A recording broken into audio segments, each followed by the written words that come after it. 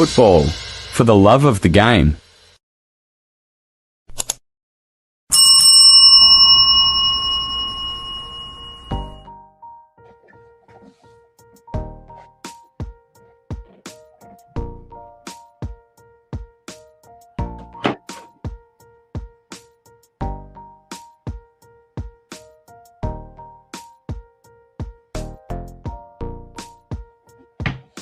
Good morning, good afternoon, good evening. This is Friday night football club. As usual, every wonderful Friday we are here to talk about football, talk about sports. I am your host, Mitlai. Let's go, let's do it again. So thank you guys for joining. If this is your first time, I welcome you in the name of the Lord. So thank you. Friday night football. As you join, please like the video and also try and click on that notification bell so that anytime we are live, you can actually get notifications that we are here. So thank you guys for joining. Thank you for joining. Godwill, thank you. Oh, thank you. That's my football ancestor. Thank you guys for joining. Apologies for being late again as usual due to circumstances, beyond my control. I'm sorry. So let me know where you're joining from. Joining from Toronto, you always complain by Friday. Oh, thank you, Adewale, thank you. I've been getting so many testimonies too, honestly. Thank you for always. Friday is a very busy day for most people, but this Friday night, people always finding time to join us and also to make sure that they are here to hear us. Thank you. Like the video, share the video. Congratulations from Lagos, Nigeria. Thank you, Charles from Austin. I thought that Charles is in Canada. I didn't know that Charles is in America. Oh, Paimoyo from Is Paimoyo from Texas or Paimoyo is from Scotland? Are you sure? Paimoyo is not from Scotland. But thank you. Welcome. Anywhere you're joining from, welcome. JB Movan from Toronto, Canada. From Torino in Italy. Oh yeah, welcome.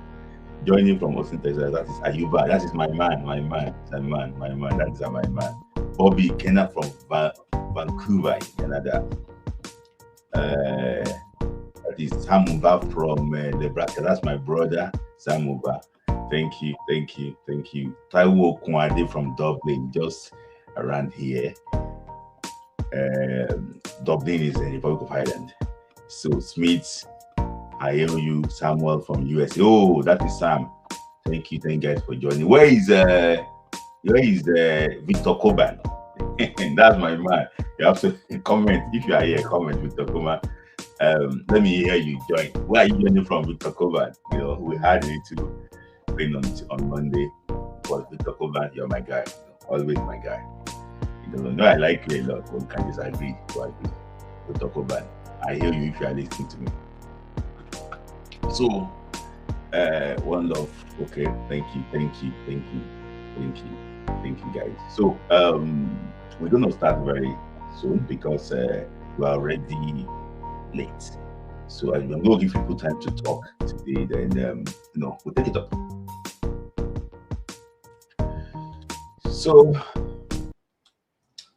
thank you guys for joining. Thank you for joining another Friday night. Another Friday night of Cat Football. Thank you. So guys, let me kickstart straight away. So Femia from London. Thank you, Femia from London. London is just I live in Manchester, so London is not far from here. But thank you for joining from London. That's Babatunde Adefowa from Philadelphia and USA. Yeah, we have a very big US community, here. So guys, let's kickstart. So guys, good morning, good afternoon, good evening. This is Friday Night Football Club again on Grassroot Football, where we discuss Nigeria, African sports. I remain your host, Midlai. So we'll be doing this thing for the next maybe probably 2 hours or 1 hour or so. So let's see exactly how things go. So, you guys, if you have been here several times, you know that where I normally start from. So I like to start from the home front. They said that charity actually always begins at home. So let me just start on the home front. So yeah, so this is talking about grassroots football. So this is Emisi from Dublin. I hear you, Emisi. So talking about grassroots football. So I saw this picture. This is like the new Agege Stadium in Lagos. And, I don't know what to comment, but the renovation there is like they are trying to renovate the pitch. Is probably what AstroTurf. So, the reason why I'm talking about this matter is that if we really want to develop football in Nigeria, we have to be intentional, honestly. And for me, I don't think one of the biggest problems in Nigerian football today is this AstroTurf Wala. I just think that we need to be intentional about what we want to do. Samuel Eto'o said that they will not play any league game on AstroTurf in Cameroon again. So in my own opinion, I think this AstroTurf is limiting some of our players in the grassroots. And if I just think that natural grass or the newest AstroTurf is probably actually what better. But this is what you find everywhere around the country now. I'm just trying to say it out that we need to change, because all these things, say you have building stadiums now, is AstroTurf. For me, I don't think Astro is really actually what helping our players develop very well. That is my own opinion. But I would like to hear from you too. So moving from grassroots football quickly, let me just talk about the NPFL, Nigeria Premier League. So this is already week 28 of the NPFL, and you can see that it's almost towards the end of the league now. Rangers International of Enugu top the league with how many points now? They top the league with 47 points, closely followed by Rivers United with 46 points, Ikorodu FC with 45 points, Nasarawa United with 44 points, Abia Warriors with 43 points. And Remo Stars, the last year's champion, is on 30 points. They are like 3 points away from relegation. Why Kun Khalifa, is probably actually what last on the league table. See, all these teams that you see on the screen here, none of them, except Raymond Stars, can play their home game on their home turf. None of them. The Rangers International of Enugu pitch. I'm talking about the Nnamdi Azikiwe Stadium in Enugu. Is I don't know. It's horrible. It's horrible. It can't host a Grade C CAF game, and he just spent money. The governor Imba just spent money on that stadium. It cannot host a CAF C game. Rivers United cannot play at home. Ikorodu FC, they don't even have any home turf. Nasarawa United cannot play at home. Abia Warriors, they cannot play at home. Bender Insurance cannot play at home. Shooting Stars cannot play at home. Economic Warriors cannot play any CAF game at home. Katsina United cannot play any CAF game at home.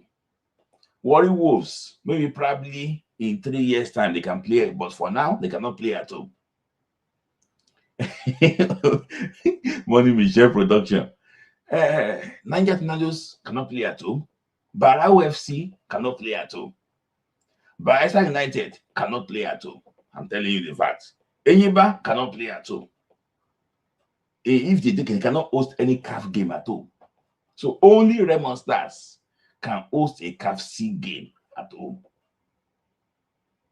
Only Remo Stars can hold a CAF C. In fact, some of these clubs here, they don't even have their own stadium at all. Kun Khalifa is playing at Dan Ayam Stadium in Owerri. They don't have the stadium. I think it's Atlant Stadium. Kwara, they have stadium. They cannot host CAF C. Cannot host CAF C game. Remo have. Cannot players have too, but they cannot host any CAF game. So none of them can play at home. Economic Stadium is like it's like refugee camp. It's just sad. I just hope that this club, I know some of them are state-owned clubs. We need to invest. They need to invest. Yes, even the Nigerian said, I saw they cannot host the Nigerian cannot host CAF game. Never. Abia Warriors cannot host CAF game. So it's just sad. I just think that if the governors can invest in sports, I think probably it's going to, because all these things too, if none of them can host any home game, what's the point? What's the point? There's no home advantage there again. There's no home advantage there again. There's no home advantage there again. So for me, I just think that all these governors down to be sharing money for, I don't know how Rivers United cannot host a CAF game. Rivers United, I don't know how. As in, I understand that the guy from Ikorodu is spending his money. He cannot build stadium. He can only use the other stadium. Is it the mobilization system? He can use that one. But Enyimba is like 2-time African champion. They cannot even host a CAF game at home. Come on. It is very bad. It is very bad. It is very bad.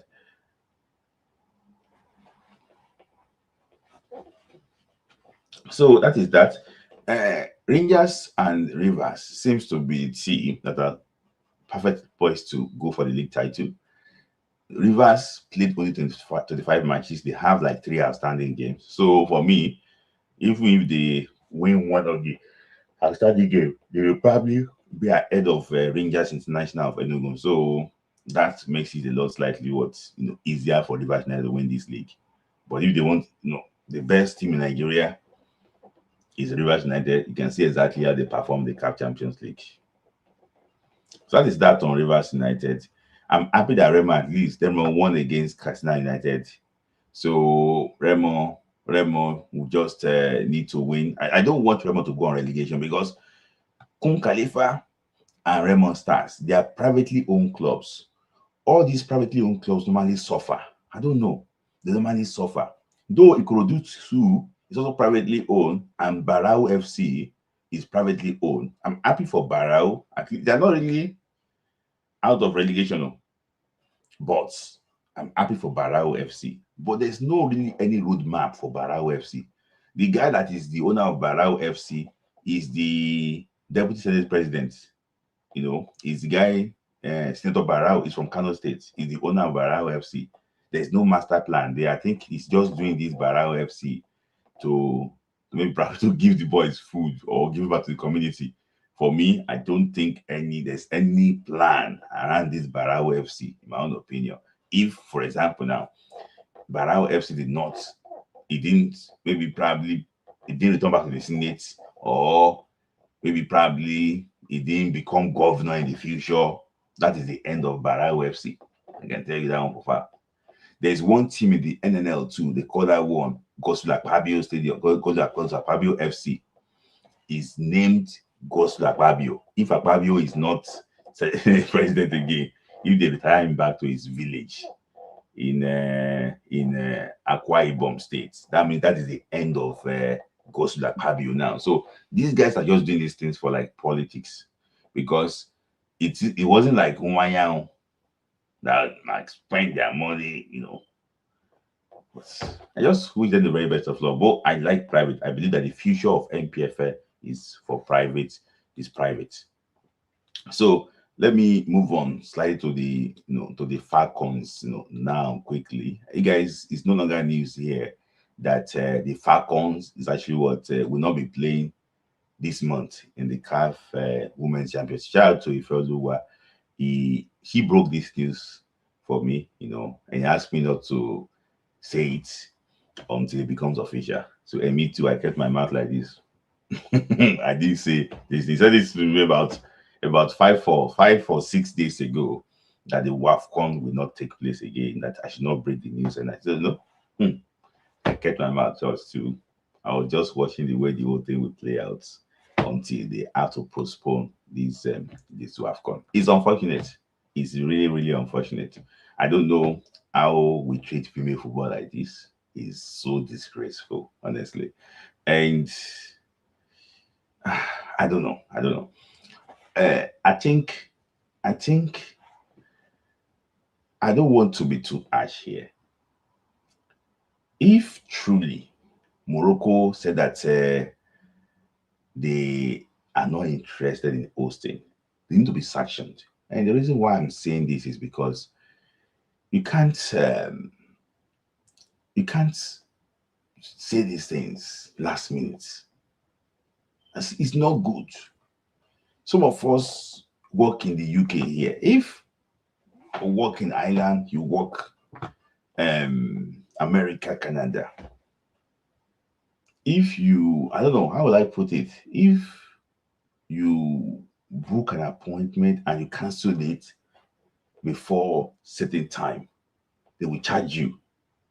They will charge you because you cancel that appointment. You cancel that.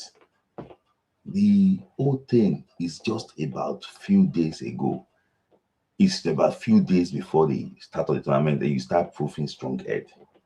I understand that you think that you are on the receiving end of all these CAF decisions, which I understand. You can feel bad.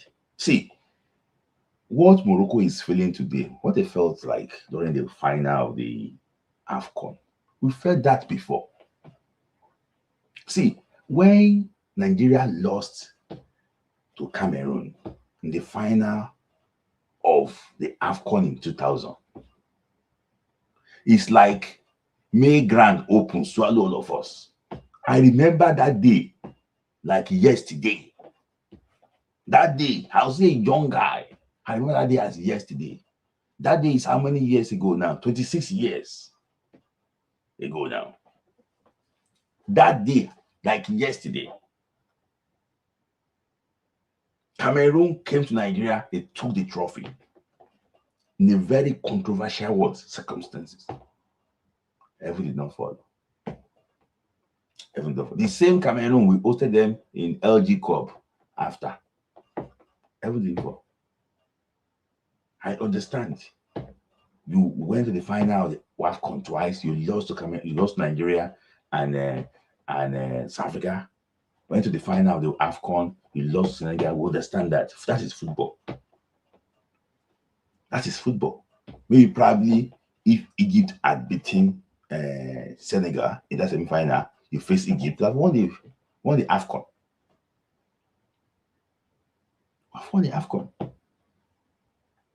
But when last did Morocco play in the final of the AFCON? So all those things too. I'm not trying to appeal to them, but I just think that if you look at it, where they are coming from, where they are, and see exactly if they are making progress. Though they have the right to be upset, but what I'm just saying basically is that football should be the winner. That is it. This thing, not hosting WAFCON, I just think that why can't you just host it? Then you say, okay, you know what? After this one, we know they do again. But you want to embarrass CAF. In my own opinion, I think it's unnecessary. It's unnecessary.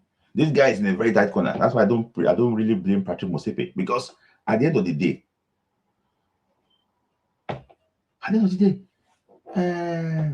it's been playing with Morocco too much. So now I don't support Morocco to host this WFCON again. CAF should move this WFCON to a different country. CAF should move this WFCON to a different country. They should beg Ivory Coast, move this WFCON to Ivory Coast. It's not as if I have anything against Morocco, but move this WFCON to Ivory Coast. At least, let's just have a change slightly. We understand. Thank you, Morocco. My own opinion. That's my own opinion. Because I just think that it's so sad. There's Asian Cup going on now in Australia. Asian Women Cup going on in Australia. They are all other continents. They are doing their women championship, except Europe. Now, Africa is, in fact, Europe, they are playing their qualifiers for next year's World Cup. Currently now, they are playing qualifiers. I watched the game between Ukraine and England. England won 6-1. Everything is going on well. It's only Africa. I also think that we should not let watch our dirty clothes outside. So they have postponed it, so sad. The guests are back to their club site, and we don't know exactly where they go from here. For me, CAF should go and re-strategize. They should not host it in Morocco. Let Morocco go and play qualifiers. If Morocco, they should not even allow Morocco to participate in the next WAFCON. So that is actually what that. And still talking about Morocco and talking about the postponement. Not talking about Morocco and talking about what happened in Morocco. I'll talk about this matter.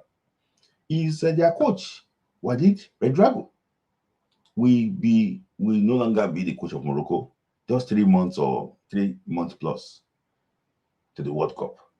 That is shocking.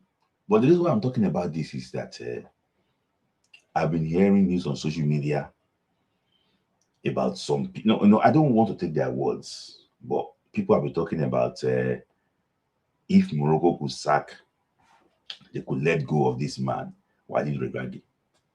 That why can't we let go of Eric Shell? Sometimes I look at people. See, if we blame NFF, of not doing the right thing, we have bad administrators, we have bad fans, we have bad journalists, we have bad analysts. So the blame is enough to go around. Because sometimes it's like we are not on the same page. This guy was the coach of Morocco the last World Cup. This guy, he is a 4th year. What he was saying basically is that the argument for Morocco is that, after finishing 4th in the last World Cup, being the number 1 ranked nation in Africa, you lost to South Africa in the 2nd round of the last AFCON, of the AFCON 2 years ago. And you also lost in the final here. So you didn't win any of this thing, so you can go. And part of the problem is that they believe that he cannot. Let me just see Brian Taiwa. Anytime I see your comment, I don't want to know maybe it's good or bad. I want to remove the comments. This is Brian Taiwa. I want to remove the comments. I don't just want to, because you have opened about 7 YouTube channels to accounts to watch this thing. I just want to remove you. If it's good or bad, I still want to remove you. So, so the way it is, they believe that it should be progressing, should be the African champion now, and it's not really dominating very well and things like that. Be like, okay, you know what? We need a different direction. And what the target to the new manager is this: they want him to play in the final, to win the next AFCON, and to play in the final of the next World Cup that they will host.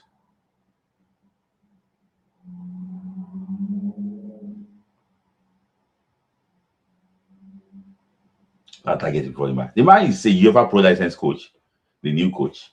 He's a UEFA Pro license coach. Fantastic guys. He set up his team very well. But managing under 20 is different from managing the main Atlas Lion. He used to work for Anderlecht Academy, before in the past. A very, very brilliant guy. I have to be honest with you, very brilliant guy. And he's going to be assisted. He's going to have a very solid, what's it called? Solid backroom staff too. So, let's see exactly how things will actually will go. But for me, I think it was wrong to let Walid leave. It was really unfortunate. He lost the captain in that AFCON. That was the guy from used to play in the Premier League before.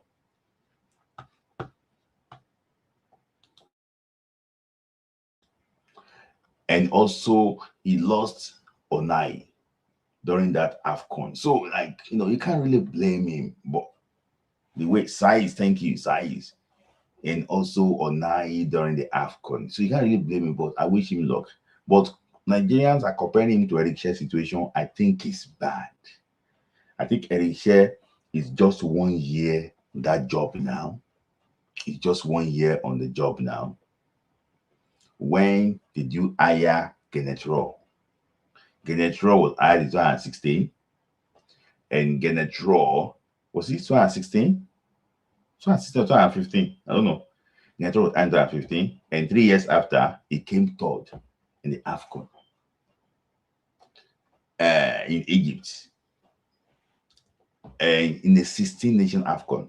Jose Pacero was hired in 2022. And 2 years after, not 1 year, 2 years after, he came second. So, I beg, give these guys some slack slightly. See,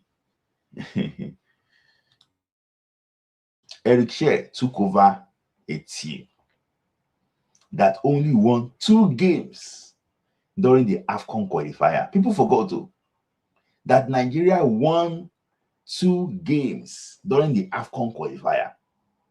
The AFCON qualifier that took us to this AFCON. We won 2 games. 2 games, if you remember, against Benin Republic at home and against Libya. We won 2 games. 2 games. Away from 2 games, 2 games out of 6. We lost 1. Technically, no, I won't say technically. On to pitch, we lost 2 games. We lost 1. We drew 2. 1 was awarded to us. Let me just put it that way. So, you see, a team that out of the teams that qualified as the top team in their AFCON group, Nigeria had the least points. I'm just saying it. So because sometimes people tend to put somebody's work down. Nigeria did not win any World Cup qualifier game until Eric Sher. He won 4, he drew 2. He won 4, he drew 2. So let's be careful so that we don't go back to square one. I know that so you see, I don't know how to say this adage.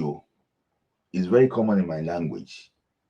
If something is dancing around the riverside, there is one spirit underneath the river that is beating a drum. for me, for these guys to come out here and see the work that Eric is doing and still come out openly to criticize him and tell him that he's doing a bad job, but you let him go and things like that. I think that it's just like a scheme. It's like a thing that, they want to get rid of him and put their person there. Eguavon. What do you want Eguavon to come and do again? God Almighty. Now Eguavon with the spirit. So what do you want Eguavon to come and do again, for God's sake? As in, anytime we keep on employing Eguavon, our football keep on going backwards. Genetro qualify for the World Cup playoff. Eguavon come against Ghana, spoil arm. I was listening to Silvanus Opala, the former Super Eagles, Green Eagles midfielder. He said that he wanted to come and assist Eguavon. He told Amaju Pinnick to ask him to come and assist Eguavon. I was like, I like Opala. Fantastic coach, fantastic manager, but you assisted Keshi then. The late Keshi. I don't know why we keep on thinking that this national team job is only meant to be Nigerians. So, in my own opinion, I just think that it is very, very sad. And talking about employing, look at Morocco. Morocco, they are trying to employ Andreas Iniesta as their sporting director. So they didn't say that because Iniesta is from Spain, they don't want Iniesta. They didn't say that. All they want is somebody that is very good, that can do the job. See, I know that Nigeria is for everybody. What we want to do is that we want the country to progress. So for me, in my own opinion, the job that Eguavon is doing, if you see a foreign handler that can do the job better, sack Eguavon. Sack him. Because that job he's doing there, he's doing nothing. He's doing nothing there. He's doing nothing. So there's nothing wrong if you want to get somebody that can help the football, not this set of entitled people going around it. These people again, for example, now when you are trying to bring somebody that is a Nigerian parent but born abroad, the problem is they will see that it's not a Nigerian. Amokachi said it openly that the foreign-born players are not Nigerians. Maybe his son too is not a Nigerian. I don't understand that. I just think that no matter where you are born, no matter your parents' background, no matter where ethnic group you belong to, I think that everybody should be given a level playing ground to actually to serve the country. That's my own take. So if Nigerians think that we can get somebody outside that can do the job very well, let's say get the person. So moving on quickly, let me just try and take some super chat quickly. I think I have a couple of so that they should hire Sikutu. Okay, that is a suggestion. But I think there's one thing the FA of Morocco wanted. He said that he likes a Moroccan flavor. So I think that's the reason why he went for that manager, this Moroccan flavor. Let's see how Morocco is building for 2030. Yes, they are building for 2030 World Cup because they believe that they will be hosting and they want to win it. That's it. Thank you, Remy Ali, for the super chat. So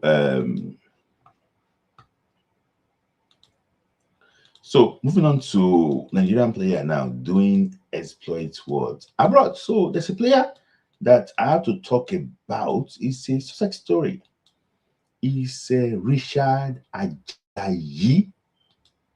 It's Richard Ajayi. I got to know him that he plays for the youth team of Bayern Munich in the German Bundesliga. And The guy has been doing very well for that youth team. That in fact, they are even considering that the boy will play this year in the German Bundesliga under coach company. That is one good thing. The boy's story is so touching, and it's not a boy born abroad though. The boy left Nigeria. So the boy left Nigeria and he got to he went to Ukraine when there was war in Ukraine. I don't know, maybe if you live in Europe uh, then there was this war in Ukraine. They had to seek asylum in different parts of Europe. Some came to Ireland. I saw them. I always just go to Ireland very well. I saw them in the hotel I used to stay. So, and I saw them in different Europe. But this boy, some went to Hungary. This boy actually left and went to Germany, and from there he was playing for a small team in Germany, and he got scouted by Bayern Munich. Then today they said the rest, we say, is become history. The boy is now on the verge of playing for Bayern Munich. I don't know which Nigerian player has played for Bayern Munich before in the past, but if the boy could make his debut for Germany, he's not going to play for Germany. He got Nigerian passport.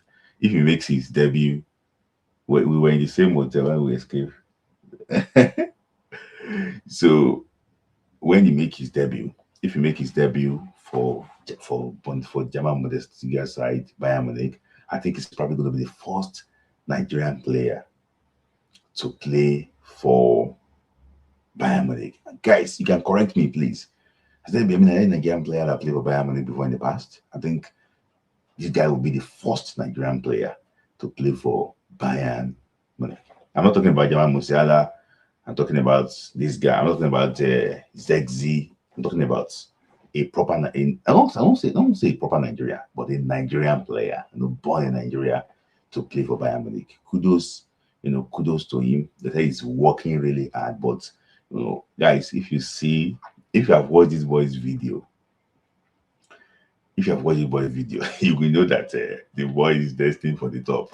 I don't come here to hype player. There's a way I watch player. The only thing that can stop this boy is this boy himself.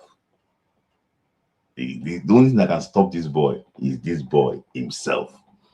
If he can cut out all the distractions, work well, because Vincent Kompany is he's the manager of Bayern Munich. He's not scared to play any player of different color. He's a guy that is also of he's a person of color too. If he can keep his head down,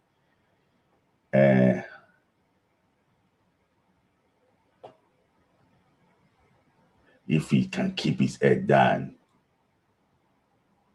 Yes, call Yusuf. Yeah, if he can keep his head down, this guy will fly. I saw his highlight. I saw the way he played. He's breathtaking. It's breathtaking. I won't lie to you. It's breathtaking.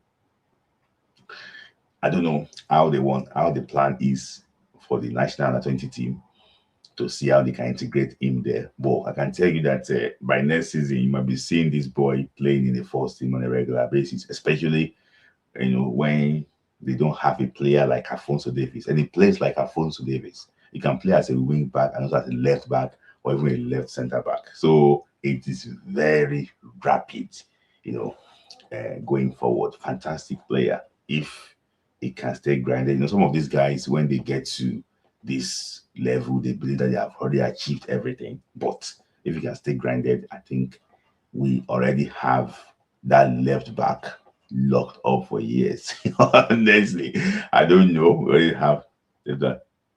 Is he playing now? Yeah, Henry, my man. So where is the man is playing now? I don't know where the violence is playing, but for me, I think the last time I heard about the violence, it was he went to attend a training program in Abuja, and I don't think he was picked, from that training program. So he has a scouting program. So sorry, he's in NNL.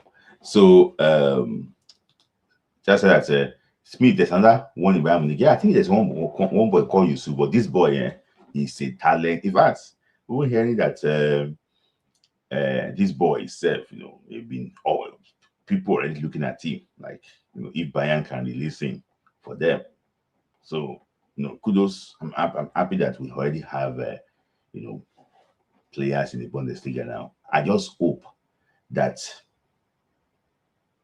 if we have a very good manager playing, in our under 20, because in under 20, this is what they do. When a player is already playing in Europe, they believe that the player don't make up. So because of that, they don't consider the player well, for the national team, because they cannot sell the player again. For example, now who wants to sell this boy again? Boys already in Bayern money. Who wants to sell them again? Nobody wants to sell them. So there's this conflict of interest. That's the reason why I like John Utaka. I like him a lot, but I will not support John Utaka to be the coach of the national under 17 or under 20 team, because it's go academy. Any coach that wants to coach our age grade team should not have academy. The same thing affected Manu Gaba. He also had what? Academy, Malaitaki Academy. Any of our coach that got academy should not be allowed to coach our national team, because they've got a conflict of interest. That is my own problem. I like that I've met him in the past. I met him in France, soft spoken, but he applied to this job. I don't support them to give him that job just because of could be conflict of interest. You want the player to play for your academy for him to get selected. I know is I don't like that. The criteria should be, you must be clean in that area. That's why people say that they should bring Yakuba Igbeni. Yakuba Igbeni is an agent. How will you bring in? It's job in interest, conflict of interest. So, in my own opinion, if you want to coach national team, all this academy wahala, you come out your hand, so you can select the player fair and square. So, guys, halfway. I don't want to stay too long today. We're halfway. Guys, like the video, like the video, like the video. We have 34 likes, and we are almost 200 people watching here. Guys, like the video, like the video, like the video. I know that say it is sweet. They enjoy it. Like the video, like the video.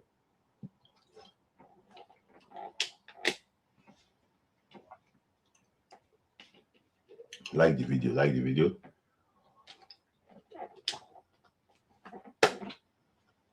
If you want to take your comments too on group, on what's it called, take your chat, add super chat to it. If you don't add super chat to it, I will not respond to your comment.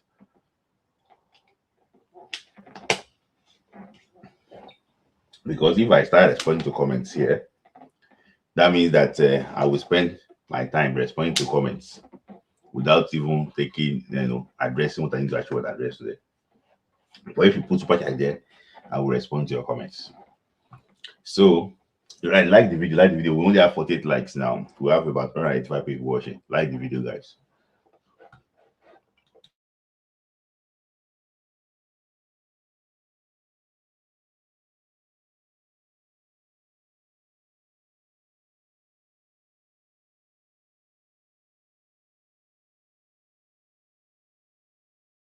Is that I was surprised when the man's moved to. Yeah, I was surprised too. I'm not lying to you. I was very, very surprised. But they said he did a lot of scouting, scouting players. He said he used a lot of data to scout him. So that's the reason why they think that they selected him. So I hope that he can actually also start playing too and be fully fit and start playing. Just that get a good athletic coach from Nigeria diaspora who is good with youth development, we should be able to win our 20 World Cup. Yes, see, we can win the 20 World Cup. It's just like, I said something before. We have to be intentional in what we were doing. When you say intentional, we have to have like a purpose to what we are doing. A purpose to what we are doing. So because we have wrong intentions, that's what is limiting our age grade system. Majority of the intention basically is that we just want to sell players. So if we are intentional about what we want to do, I think I think we don't win it. We don't win it. I agree with that. We don't win it. So yeah, let me move on quickly. So another Super Eagle player quickly. Let me move on to another Super Eagle player. So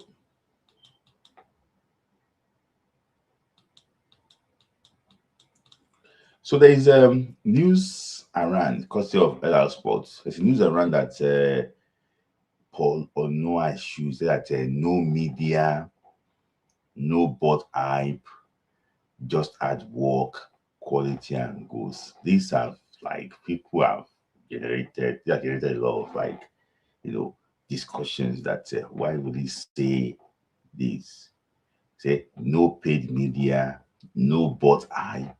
Like we probably have to pay like the ad boys to tell that who is very good, just hard work, quality, and actually what and good. So he's just trying to tell you that, oh, you know what? I don't pay any media. What I'm doing basically here is just that I'm working hard and the result is coming. And I also like something that after that I saw this picture that because people believe that when he said that he was trying to refer to Victor Osimhen, but about a few days after we saw this picture that these Tony Wakeme, Andre Onana on the right, it's like the Transport contingent and Victor Osimhen, just actually were chilling together somewhere, which we don't actually know. Just to tell you that things are actually what good between them. Even before this picture, I still also believe that the comments made by him is not to Victor Osimhen, in my own opinion. I think it's probably just to say, oh, you know what? I don't need to pay any media. I'm just doing my work and I'm doing my work. Is media important in all these things? They are very important. There's no way you can. They are very important. And I will tell you, because if people tell your story more, they put it in front of you more, they put it in front of the media more, you get more. People notice you more. I understand that one. People notice you more. For example, now, if Victor Osimhen scores, sometimes I don't even watch gala game, especially when they are playing in the Turkish league. But you see about like on Twitter, oh, Osimhen scored again, scored. You hear that. It puts you in the mouths of people. So for me, I think the hype is necessary. But if you're also doing your own bits too, it's not bad. So for me, I think people did not just misunderstand the guy. I think he meant that he needed to just talk that he's doing well, and doing well doesn't need to actually appear in the media to actually to even do well. So I think they are good. They are fine. That's what we work for. That's what we want for the national team. And I'm pleased that the whole thing is dying down now.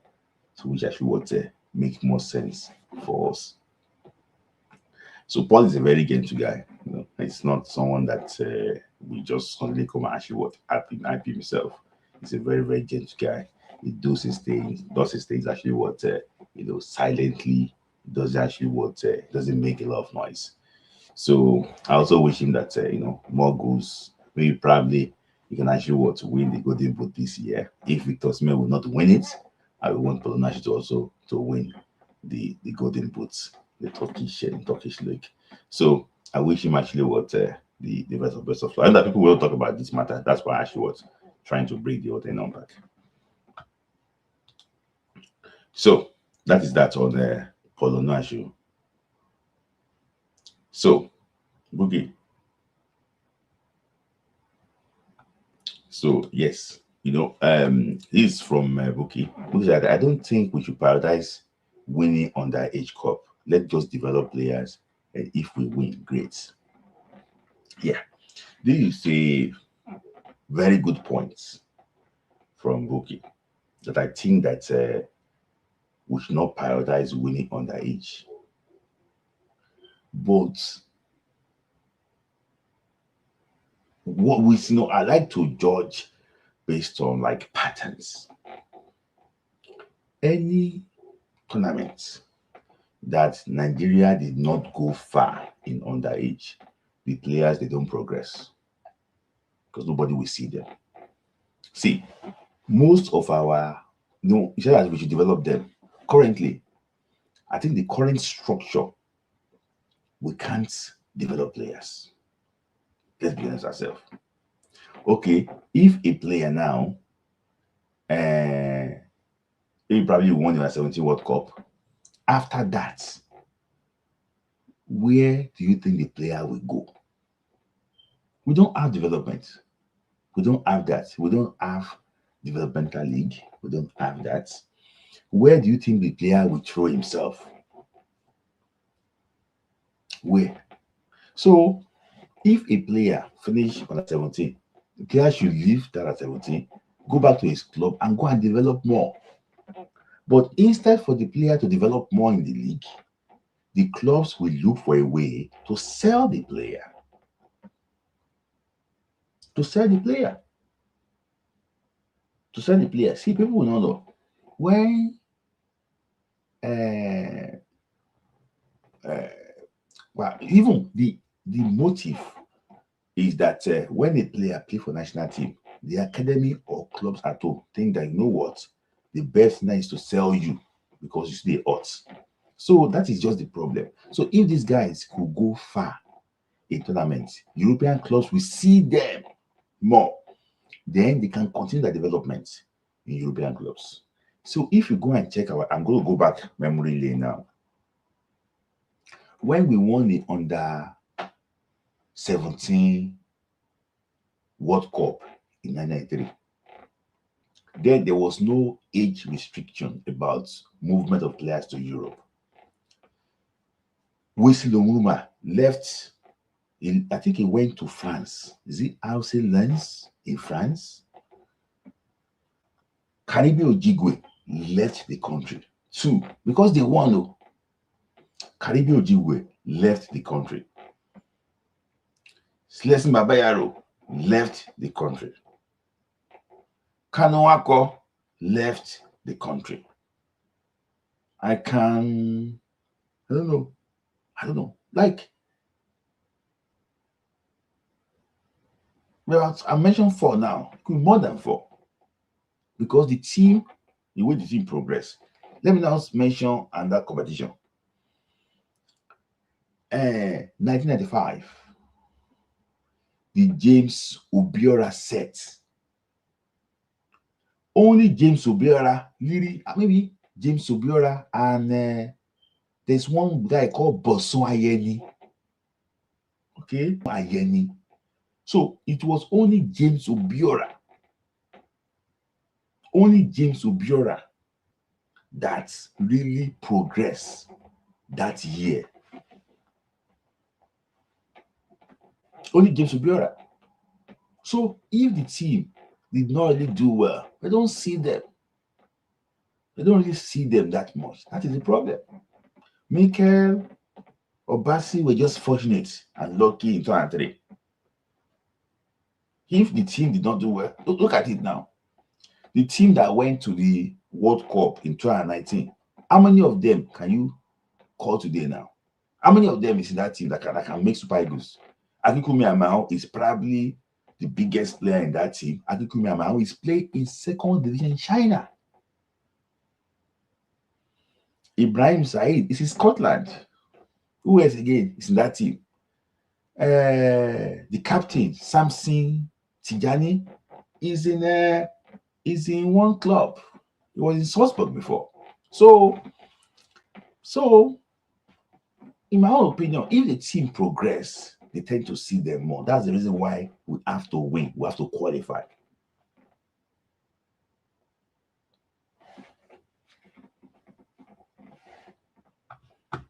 So, okay, that's that. So it's we can do the two things together. We can develop the players. We can also win. But if we don't win, I don't think we can develop the players. That is why I also talk about. I don't think we can develop the players. I think if we don't win, we cannot develop the players. So let's move on. So as usual, and we're about to wrap it up now. It's always I like to wrap it up in 1 hour dot. So yes. And I can see Amao is now a free agent, no clubs in January. Like I was saying, no clubs in January. Thank you, Gusraga, for that. Yes, there's no way we will not talk about this before we end the show. So there'll be news around,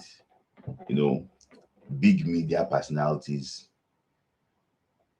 big media stations in Nigeria, big newspaper reporting that FIFA has decided that DR Congo will represent Africa at the Intercontinental Playoff. See, DR Congo won the ticket in November. And nothing has changed since then. I don't know the reason why sometimes we like Wala in this country. That's the reason why I don't listen to Nigerian media that much. I only select. Maybe I listen to Charles Anazodo on the Play Zone podcast. I listen to because he got really, really good guests.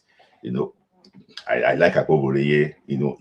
I like the conversation. I liked the one with Fani Amu. I love that. I love the one with Sifel Sopala.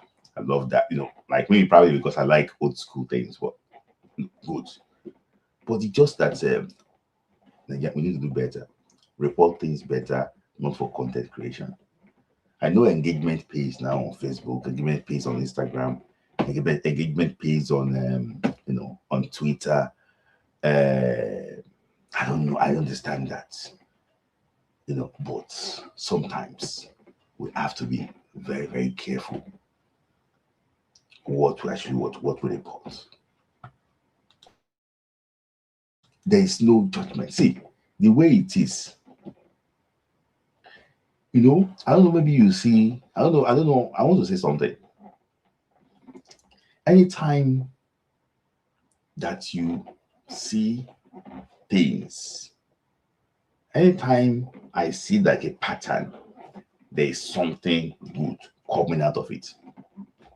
Honestly, they've sponsored propaganda in December, every month, January, February, March, about this decision. I did the FIFA. And I'm going to say this thing here. FIFA is independent. FIFA is independent.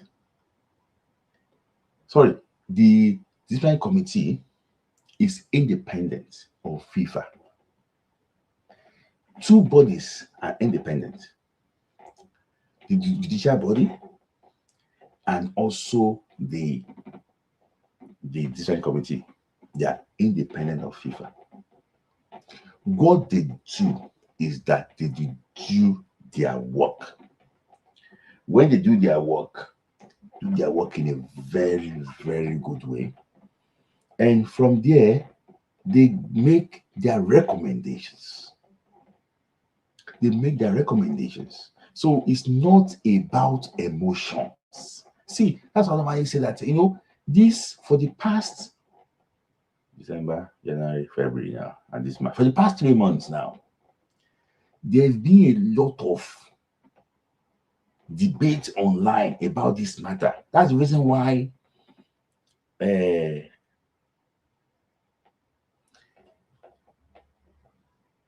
I don't want to engage again. I'm just waiting for them to make their own judgment and we'll leave. See, it is in front of them. There are some things that you cannot deny here. And number one thing that cannot be denied is that there is something in the case. And what I don't understand is the bully that the NFF gets for calling and submitting FIFA, telling FIFA this thing. The NFF have been dragged online, dragged because of this thing. I'm not a pro NFF person. You guys know here, I come here to discuss this matter, discuss the NFF. And I've never said that, okay, you know what, I'm supporting Ibrahim Gusso. But anything that is right, I will say it. And anything I believe in, I will say it. No matter anybody's interest, where they're there. The bully, when it comes to Nigeria, people drag us on the floor. They say you are the big brother now, but that big brother is like you would drag us on the floor.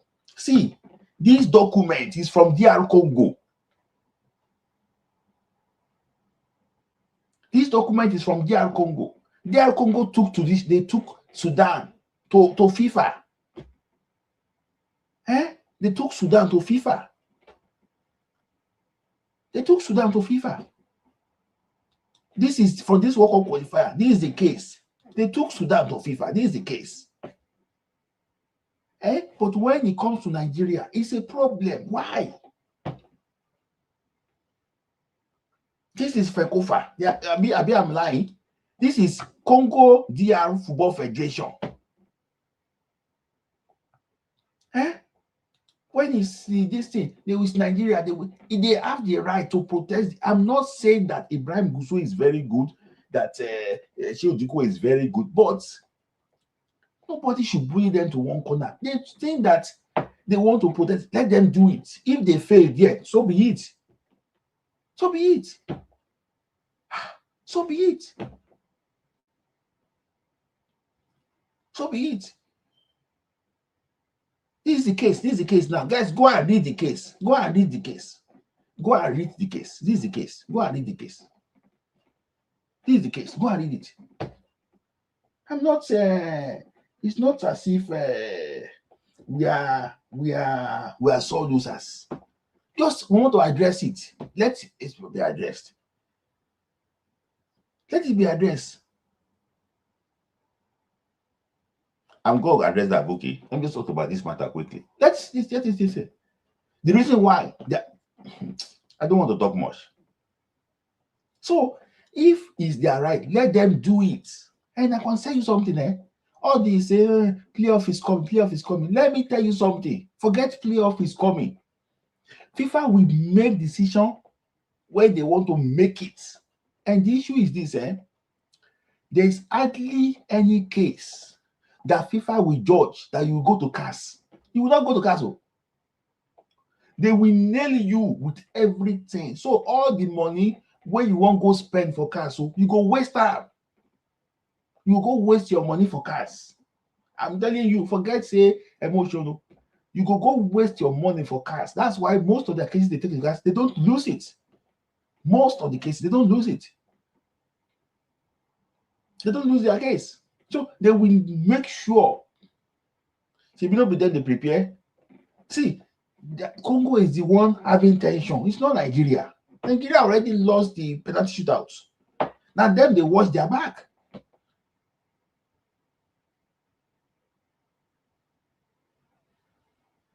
So look at what address of this. Some people are commenting without super chat. This Brian, it's like this Brian, it be like I say your body is crashing you again.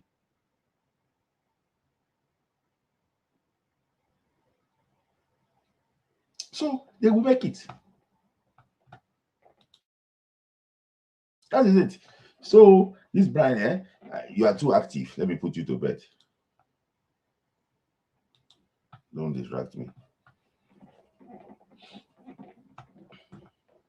So for me, nobody should bully them to this thing. Let them do it, because every country they do it. When Nigeria want to do it, Nigeria is going through the back door. Nigeria is going to the back door. Let them go through the any door they want to go through.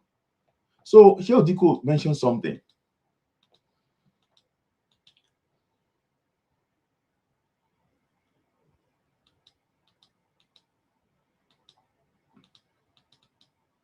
So Sheikh Diko said that so as far as we know, FIFA is yet to issue its verdict, and we are monitoring the situation closely. The fact that DR Congo appears among the six nations competing for the final 2 playoff spots does not mean that FIFA has rejected Nigeria's petition. We remain very hopeful that Nigeria will win the eligibility case. I urge all Nigerians to remain calm. See, let me tell you something there. It's not all clothes. Now you go watch for outside though. There's some things that I know that some people are listening to me here now. They don't want me to say some few things out here, which I will not say. But this case is beyond the physical. It's beyond what you guys see. Because it's Nigeria. Because we are used to any illness. That's why people are just dragging this case. This case is beyond any illness. See, now 2 weeks remain for Russia to play in the playoff of Qatar 2022. They ban Russia. Forget it. They ban Russia. Russia went to CAS. In fact, a week before the game, Russia went to CAS that FIFA should give them temporary injunction to play that playoff. They can now fight the case after. CAS rejected the Russia. So let them do whatever they want to do. Let me tell you something. People don't know. People think that if Congo go and play playoff, it is over. It is far from over. It is far from over. And I know that FIFA will not want themselves to be in this judicial mess, because if the FIFA committee bring their recommendation to Congo and what's it called to FIFA for them to ban Congo after the playoff, maybe probably Congo won. It's a lot of things. The best thing they can do is for them to release it next week so that everybody can know exactly where they are. But I cannot come here and blame FIFA. This thing takes money and time to do. It takes money and time to do. For example, now, I'm going to give you an example. I'm not saying something, I'm going to give you an example now. I'm not saying, don't go and misquote me. If I want to investigate that somebody forged the document in Nigeria, and I want to do independent investigation to know that the document is fake, do you know how time-consuming the thing will be? Do you know what the time, the money I'm going to spend on it? Do you know that? The reason why this one can even be next week is because the player and the spotlights or the spotlight is one now. It's one player. So it's going to be easy to get the document fully. But the Malaysian one was 7. The Malaysia went to go and get a birth certificate. What's it called? Fortified one. FIFA got the original one. So all these things is see, if you go and check the FIFA statute, there's something they call what? Temporary results. So there's a lot of legal battles still here. What I know here is this. Go and write it down. I don't. It's good. I'm going very shocked if they said that Congo did their work on that eligibility case. It's going to be hard. I'm going to be so surprised that he did that. Congo did not do anything wrong. I'll be very, very surprised. I'm telling you, I'm very, very surprised. And before I bring people on, let me just share my own thing. When I came here, after Nigeria lost against Zimbabwe, no, after Nigeria drew against Zimbabwe in Uyo, World Cup is over. I came here to analyze how Nigeria will finish second. Majority of you in this comment section say that there's Midlayi, you are trying to smuggle Nigeria to the World Cup. All those electoral calculations, I've been doing that one since. And the South Africa point, I'm just trying to say that if I want to, the reason why I did back down on this matter is because I know that there's something here. If they now come and judge, I'm not giving you any hope. But what I know is what I know. I don't just put it that way. What I know is what I know. There might be politics going on, but I can tell you that if there's politics going on, it's not Nigeria playing the politics.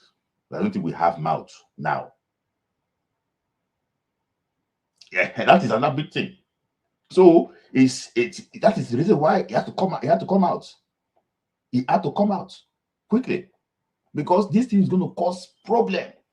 The World Cup is already balu. So for me, anything worry, I beg, don't care about say it's not coming. I beg, leave that one. It's bigger than what you think. Let me just put it that way. What is before them is bigger than what all of us think. So let those guys do their work very well and they come out with it. That is it. It's bigger. If Congo like, they should release the list of players going to Morocco and Mexico. It should like. It's beyond what we are just talking about here. It's bigger. So because anything is Nigeria, you think, oh, this thing is who to the answer. No, this one is bigger than what we think.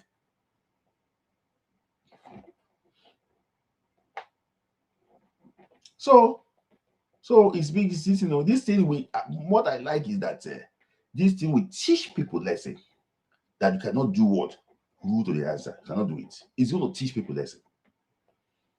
And people say that, okay, let me say that thing. Now, you know what? We should not go to the World Cup because we want to fix our football. Fix what? See, let me tell you something. We don't learn from mistakes. It's a Nigerian thing. I've been old enough to know that when we fail, we don't learn. I remember when we failed to qualify for the World Cup we were struggling to qualify for 2002 World Cup. They asked us to go to the drawing board. We qualified, but we didn't learn anything. The next World Cup in Germany, we failed to qualify. Even when we failed to qualify, the next one was in South Africa. We had to hope. We had to beat Kenya in the last game and hope that Tunisia did not beat Mozambique in Maputo. Did we learn anything? We didn't learn anything. For our football to move on, the man on top, the president, must be intentional. The president is the one that can fix Nigerian football. All these people are just, they don't have anybody to control them. President is the one that can fix Nigerian football. I can tell you, honestly. If you want the team to go, the president, stay with the president, to bring somebody that is very, expatriate, advising, and it should monitor all those programs that you implement. If you ask Gusso to go and implement, I don't think they cannot do anything. So people, let's change Gusso, bring somebody on, is a lie. When you change Gusso, you bring somebody on, the system still remains the same. The systems still remain the same.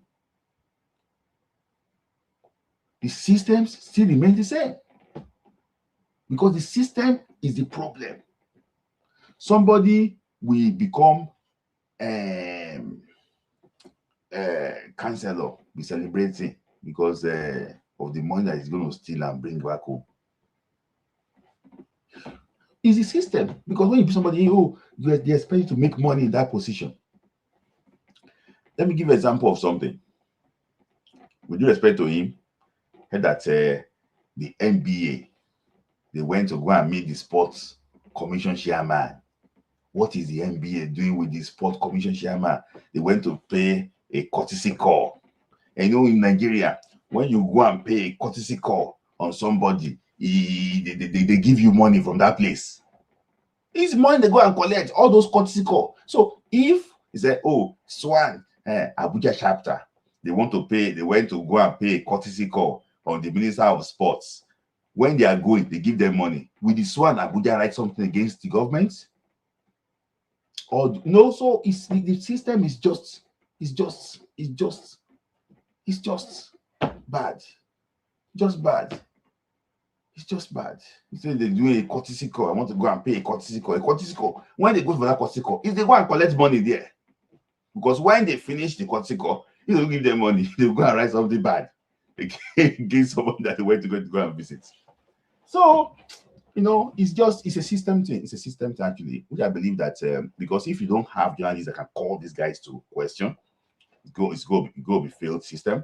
If you don't have fans that are very biased, because fans are loyal to a particular player than the other one, they will not say the truth that is there because they want a coach, they don't want the other coach. They will not say the truth that is there. We also have corrupt administrators too. They don't say the truth. That is it. So everywhere is just bad. It's just bad. So it's not changing Guso or changing the other guy in sport commission that will fix Nigerian football. It's not. It says we have to change the system. And who can change the system is the president of Nigeria. So, guys, I'm going to bring you on. So let me just try and bring people on quickly.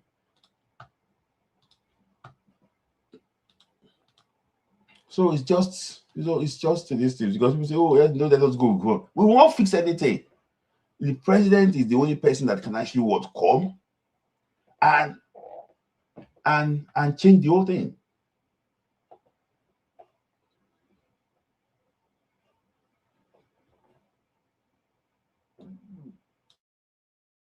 So that link posted actually there. So let me know if you actually want to contribute also. If there is no contributor today, that means I have to go to bed early. That's the one actually okay for me. So I just think that for our football to be good, I think that has to start from the top.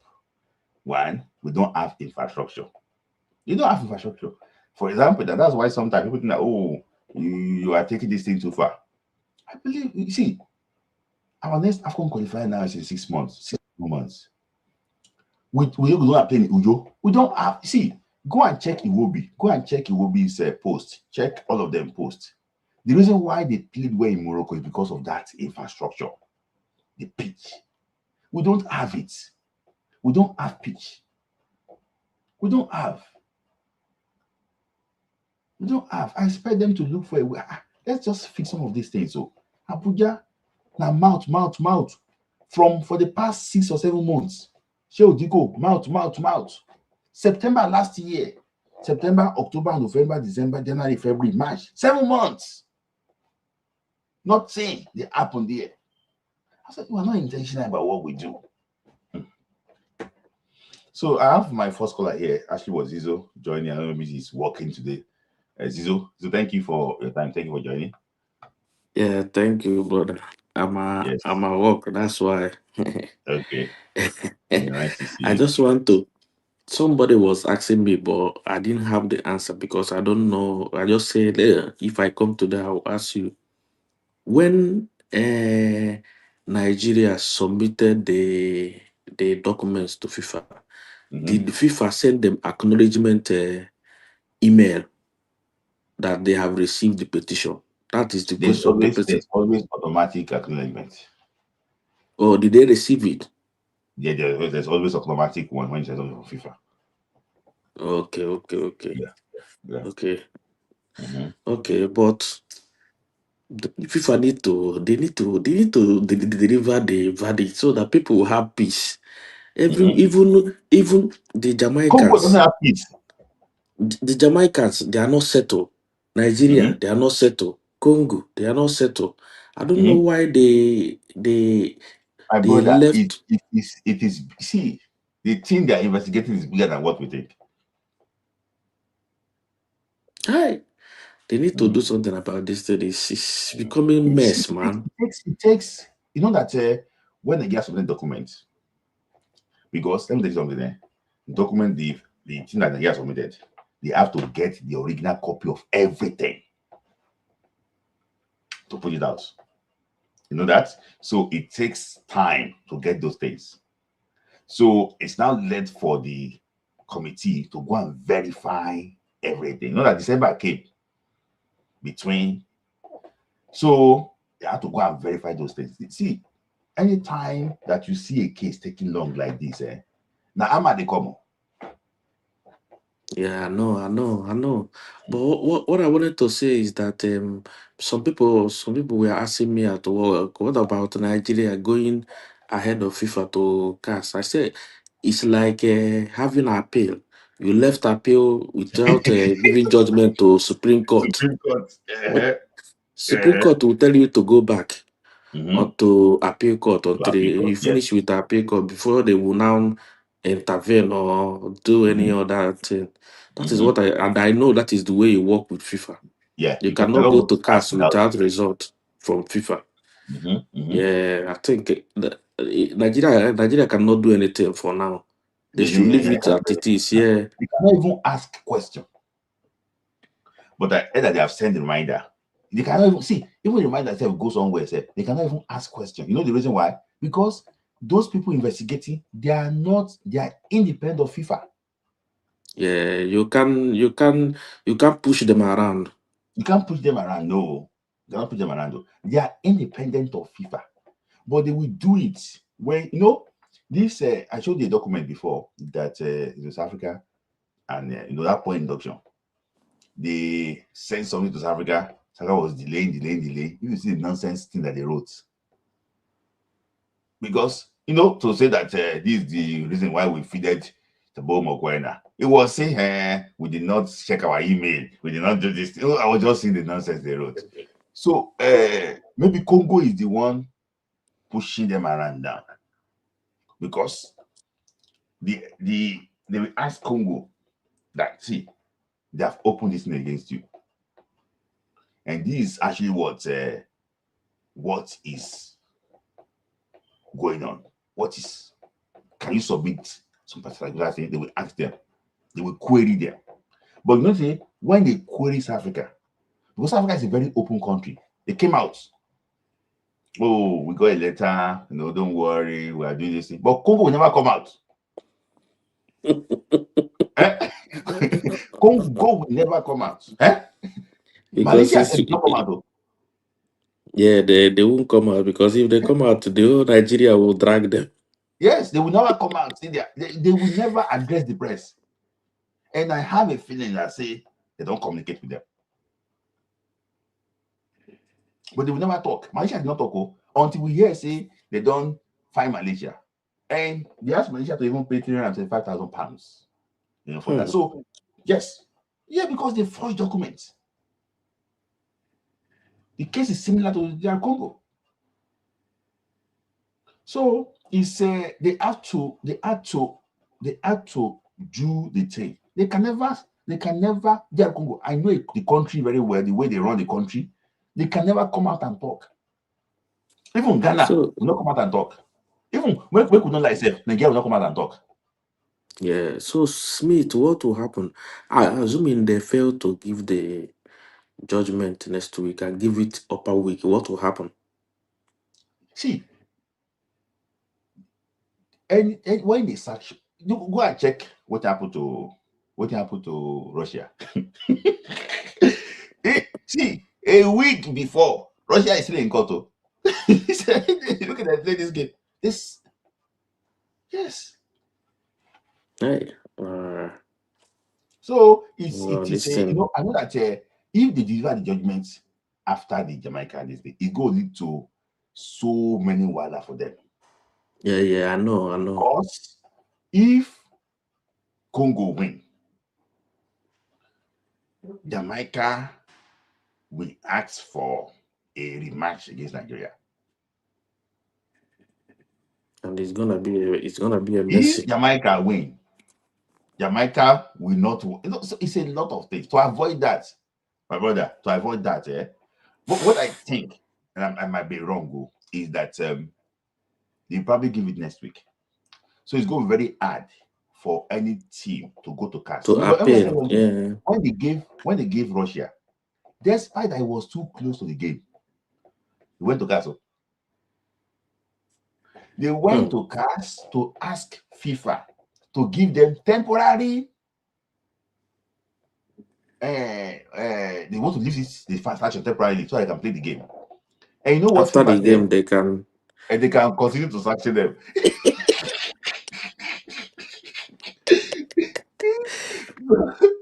So the condition they gave Russia was that Russia will play as you see their tradition of Russia football, like for Nigeria now. They will not be Nigeria again. They will be NFF. NFF is playing. So that is the condition. That's the condition that they gave Russia then. So I want like to you, it's a very, very thick thing. See, this thing that they are holding, there's a big thing there. That's the reason why it's like this. Yeah, I saw so many this thing this week. Our bloggers and our news media, they need to regulate Nigerian media. They are messy, man. The way they are reporting something without verification from their NFF or FIFA. It's probably content. People nowadays they Even crave Punch newspaper as well. Mm-hmm. And Yes, there's even some punchers like punchers gone bad.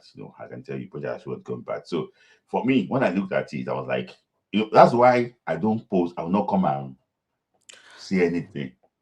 and See, because everybody knows that Nigeria is bad, but that shouldn't be the reason why you will be rubbishing your country like that. yes, we know we have problems. We know that. We know that the NFF is not good. We know that. But let me tell you something. We know that they are bad. But if it's for anything, Zizo, it's for the players. Go and ask anything they're talking about this Congo matter. Ola will be there. Honestly, because he knows that this might probably be his last chance to play the World Cup. Yeah, even on So Didi, all of why them. can't you, even in Didi self, why can't you? Didi went to the World Cup in Russia as a youngster under Mikel. Yeah. It's now that he wants to go to the World Cup as a captain. Yeah, So as a matured player. As a matured player, look at it. If look at Iwobi talking, look at them. So if we're not even don't care about the NFF, care about these players too. That is it. Care about them. It's after the game they started realizing that it's gonna be hard for them to play World Cup again. When they were playing that match against Congo, it's not what they expected they saw on that day. I rewatched that match. They wanted to beat Congo on 90 minutes. But because of what happened to Sime, that thing killed our game, man. It killed our game. I'm telling you, assuming Osimhen was fit on that match, would have beat them silly. Yeah. I agree with you. Because they were not coming out. They were not coming out at all in that first half. Yeah. They are all their backs. They were on Osimhen because they know what Osimhen can do. Yes. It's after he left, they started coming out. Yes. Nobody can who go mark this thing. So this Congo, someone took FIFA. And now saying that Nigeria is doing something. Yeah, then if we lose, we lose, but we have to go to this FIFA where anyone must hear it. So that is it. Nobody should come out because they will come and comment it now after this video. Hey, this is we will hear the end of the matter. So Even they were quoting our media. Okay? For you to know that these people are useless, they were Yes. quoting our media and said that Nigeria has given up. Yes, even one thing I even see is that some of them came on live, came on YouTube, say that you know what, some Nigerian journalists are bad because they're talking about this Congo matter. Bad because they're talking about this Congo matter. Bad, and the issue is that some people, some of our journalists too, they don't want to talk about it because they are scared of like losing. Maybe probably they have some Congolese fan. I was like, come on, this is like in the public space. If the results come, we'll come and break it down again. Come and break it down again. There's no crime there. What I know be say they will not write the judgment. Yes, Smith. Last thing I wanted to say is that our country is going down. Imagine all the whole club. Nobody has their own stadium. Mm-hmm. Yeah. Nobody. What kind of league is that? Mm-hmm. So where are they playing? Are they playing in the bush? No, if you look at there's one stadium. Is it called it's in Abia State. They use cutlass there.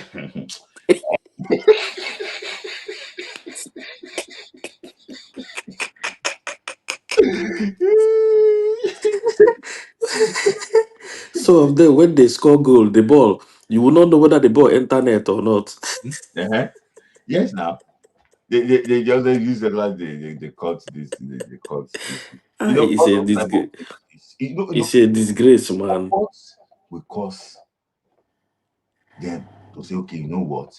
We want to maintain this grass. I know maybe my friend is listening here. We went to Old Trafford together in Manchester. The way they were taking care of the pitch, like say baby, like baby. We are not even allowed to this like baby. If you see the grass during midweek, you want to go and eat it. As if see that baby with that grass.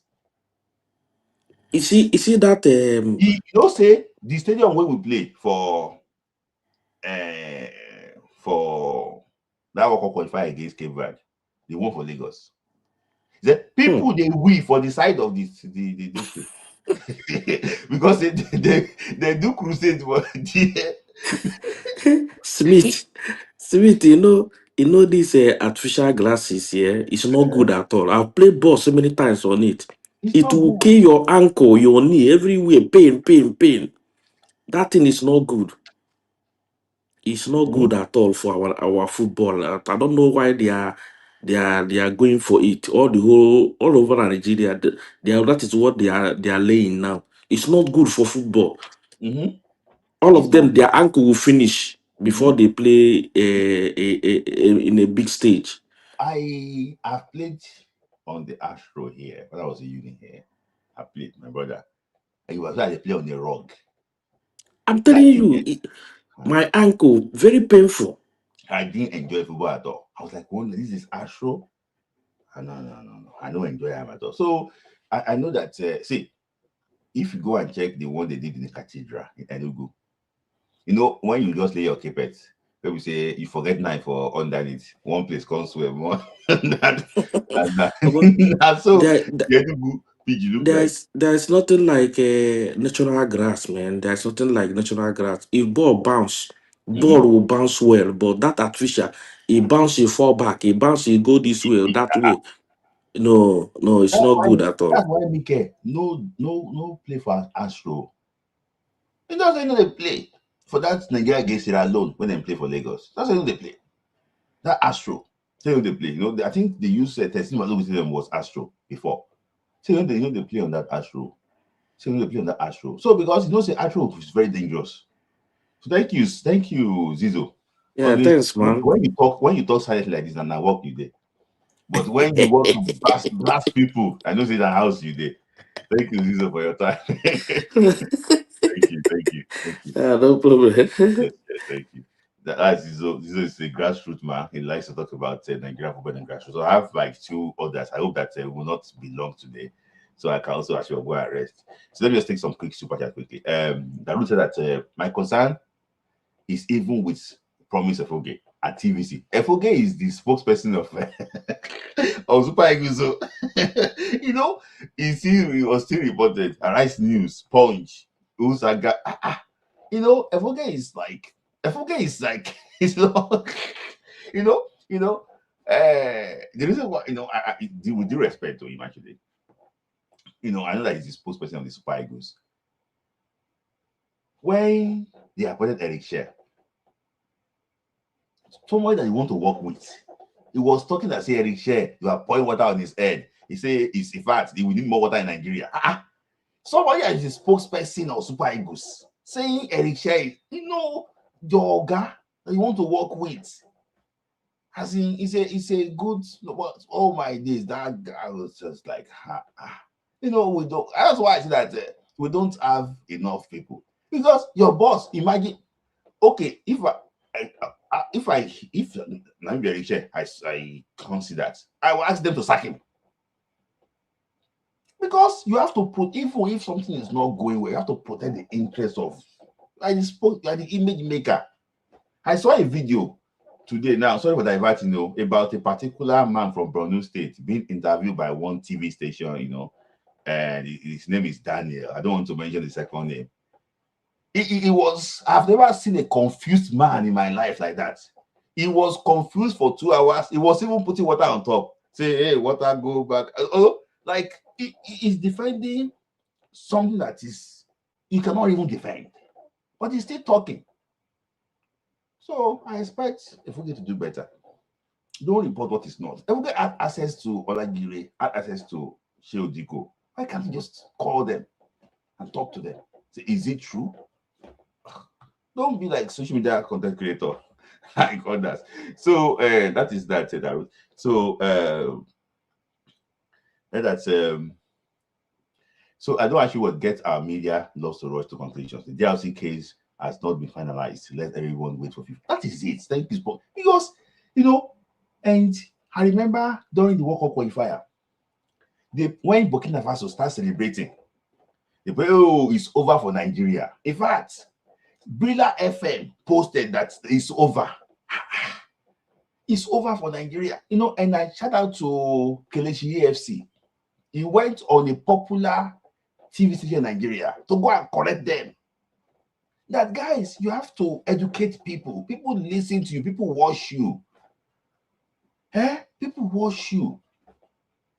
I don't know how we like to conclude too much. I remember here, Ombueri is waiting for me to bring him up. He was doing live. We were calculating with calculator that night. And you'll be laughing here now. We were doing calculator. Hey, -4, -3, -this, before the whole thing would come out. So why can't you educate yourself than just to come to conclusion? There's nothing here.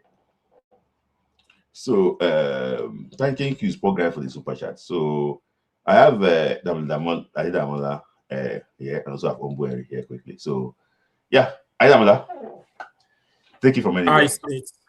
Yeah.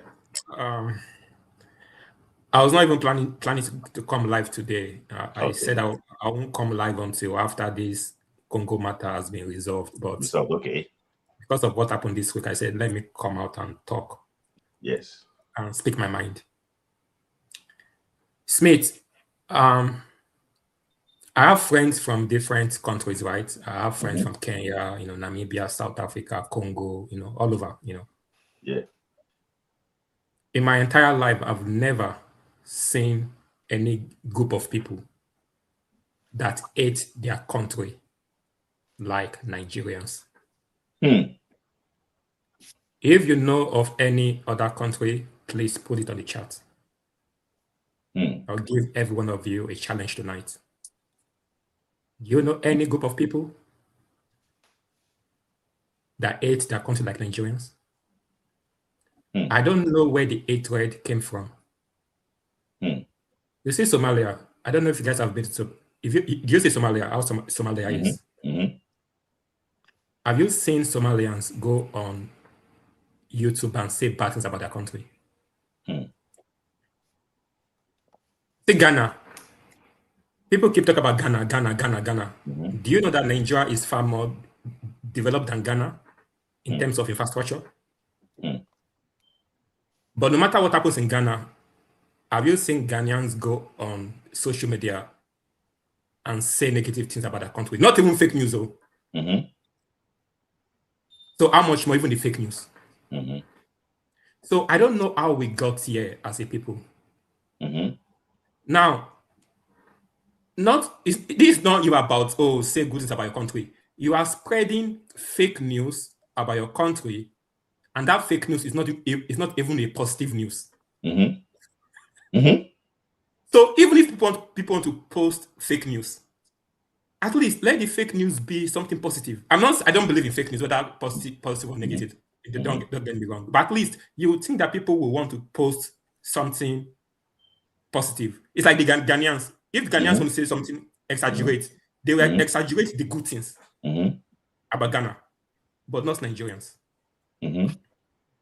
So I don't know.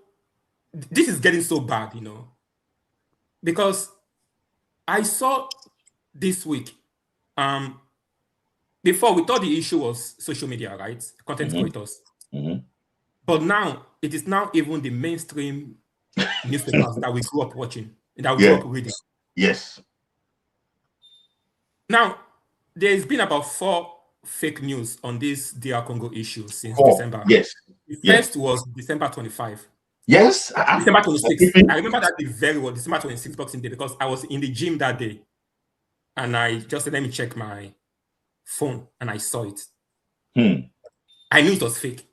And that was posted by TVC News on their website. Yes. TVC News.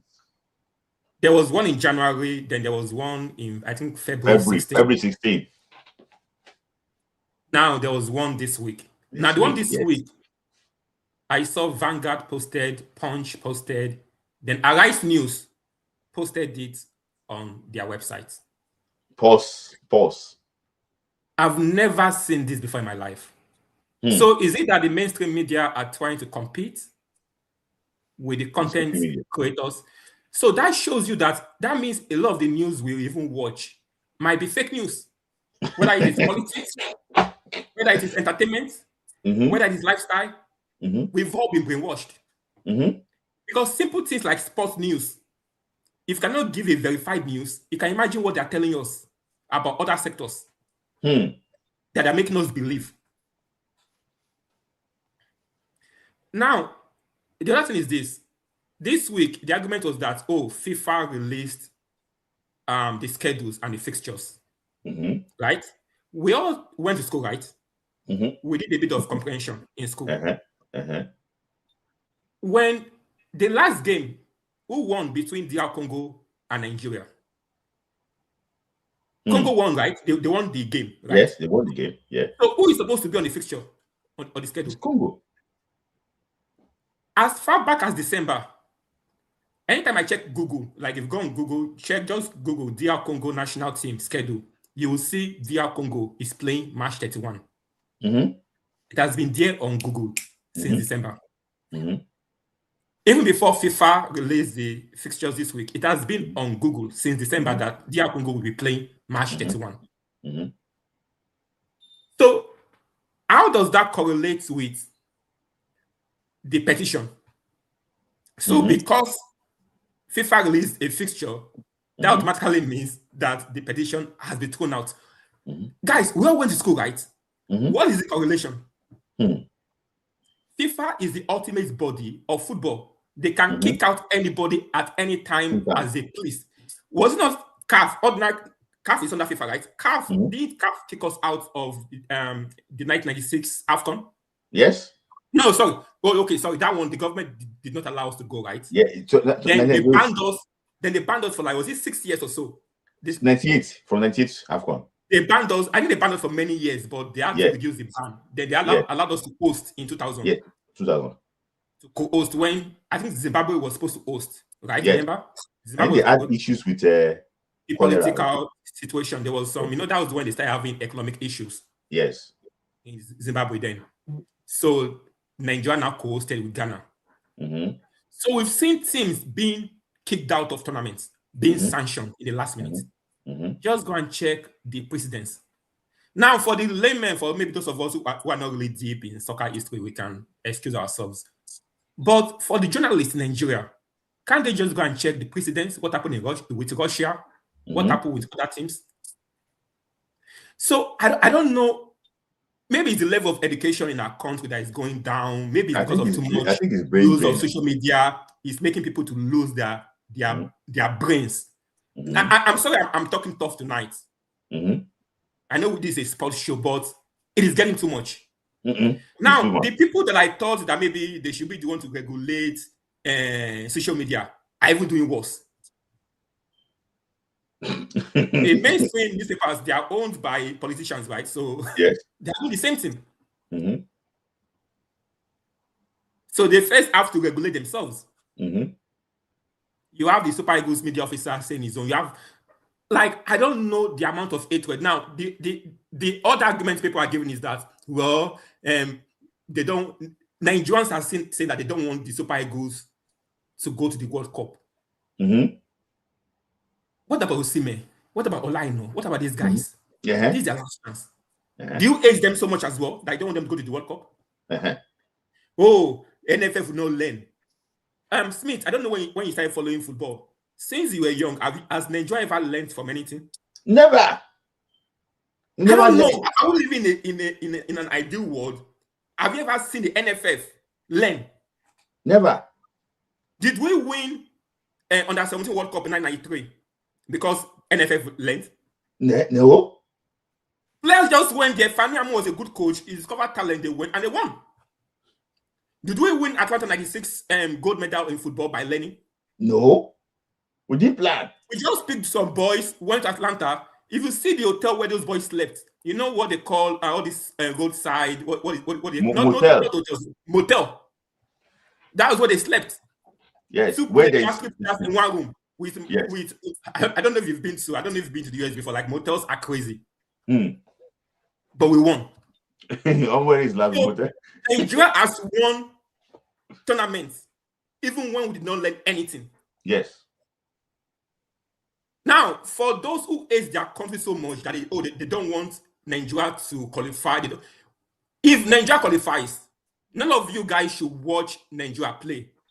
Follow Ghana, support England, support Croatia, support other countries, and leave the Super Eagles alone. It's getting too much. Other countries are even worse and a worse situation than Nigeria. But just because of our hatred for the country, we now spread that hatred even to other people as well. You don't want Osimhen to play in the World Cup? And what is wrong is wrong. NFF has a petition, right? NFF is not the first football association to release a petition. People do it. It's just that we don't know about this. Morocco laid a petition against us in the last WFCON because of one of our players. South Africa has laid petitions several times. I think they laid one against, was it Ghana? Did you see what happened in the last World Cup qualifiers, 2022 World Cup qualifiers in Africa? The petitions or competitions by countries. South Africa, I think there was a petition against Ghana, then one against Benin Republic. Look at this one now. This is Congo. Congo did petition against Sudan. Okay. So what is our problem? So because it's now Nigeria now raising petition, now it's an issue. Congolese are not even shouting about this case as much as Nigerians. You know that? It is us that shout, oh, fake. Why are we so bent on spreading fake news that Nigeria is not going to the World Cup, that FIFA has kicked out the petition? What exactly? Is it like we are angry because the players did not do well at the qualifiers? The rule is the rule. And everybody, as for Congo, everybody in the court of law is presumed innocent until proven guilty. Yes. So as it stands, DR Congo has a right for their name to be written there. DR Congo versus Jamaica or New Caledonia, whatever.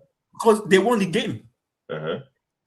And then this whole thing, I know some of us are like, oh, FIFA must come out with the final decision very fast. And we have 3 weeks. Is it your time? Maybe it's FIFA that put the schedule there. You think they don't know their own schedule? If FIFA let them release their verdict a week before the match, the Super Eagles will find a way to go to Mexico or wherever to watch the match. We don't even know tomorrow. We don't know what can happen tomorrow. What if FIFA decides to change the international window? Because even Iraq is it's not issues. It's FIFA now, is their window. You know, Iraq is having issue traveling to Mexico because they asked the coach to take a 25-hour bus from UAE through Turkey to. So because now there's a problem in the Middle East. So the ones who are Iraq too now, they're saying that they can't go to Mexico because all the borders has been closed because of the war and all that stuff. Mexico had some problems in the past week, right? I'm sure you know about the issue in Mexico. So there's so much going on in the world right now. FIFA can wake up to it is their football. They control football. They can wake up tomorrow and say, guys, no more international window in March. They can even move the World Cup if they want. It is FIFA. It is their soccer. It is they own the right to football. And as for the petition, there's a committee, the disciplinary committee, that is sitting independent of the real FIFA body that will decide. And when they make that decision, they will tell FIFA, hey, if it's in the favor of Nigeria, in 1 second, FIFA will cancel the name of DR Congo and put Nigeria there. It's just 1 second. As for the ticket, the ticket is not about the name of the country.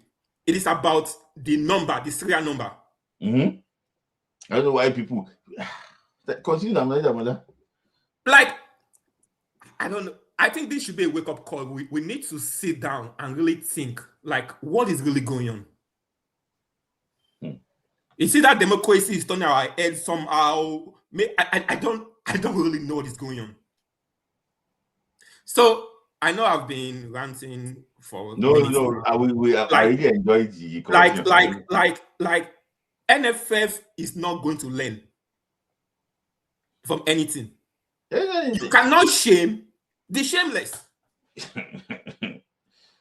How do you shame the shameless? You want them to learn so that we can qualify for 2030 World Cup. There's no guarantee that any country will qualify for 2030 World Cup. Italy. When was the last time Italy was in the World Cup? Do you see them making so much noise like this? They were not in Russia. There was a time that the Dutch team was nowhere to be found in the World Cup.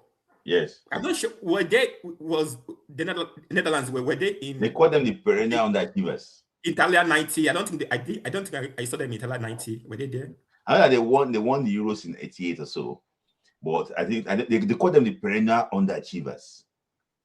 So things happen, you know. We know that things happen in life. Sometimes nations can play and they might not qualify for the World Cup due to different reasons. Now, I'm going to say something. FIFA will make the final decision, right? If Nigeria qualifies for this World Cup, Nigeria will go far. Yeah. See, when I was preparing for this program, sorry, it was so culture though. When I was preparing for this program, something came to me that this World Cup, if Nigeria should go, that this will be the best performance ever for Nigeria in the World Cup. I will talk. We take one step at a time so that we don't feel like we're beating too much, you know. But this World Cup, if Nigeria goes, I will say something here quickly, by the way. Before I forget, few weeks ago, I was on Ego Tracker show, right? And I was saying that I bought the ticket for the World Cup. And then people were insulting on the comment section. I think also even on your own show, some people were insulting. Yeah, some people see this is the problem again. When people don't understand, there's a random selection that was done. I think category 3 and round 3. And I bought the ticket for the match between Portugal versus the winner of playoff A. So the winner can be anybody. Mm-hmm. If Nigeria wins the petition and Nigeria wins the final of the playoff, it will be Portugal versus Nigeria. Common sense. That is. People were insulting, oh, how is it possible you bought ticket for Nigeria's game?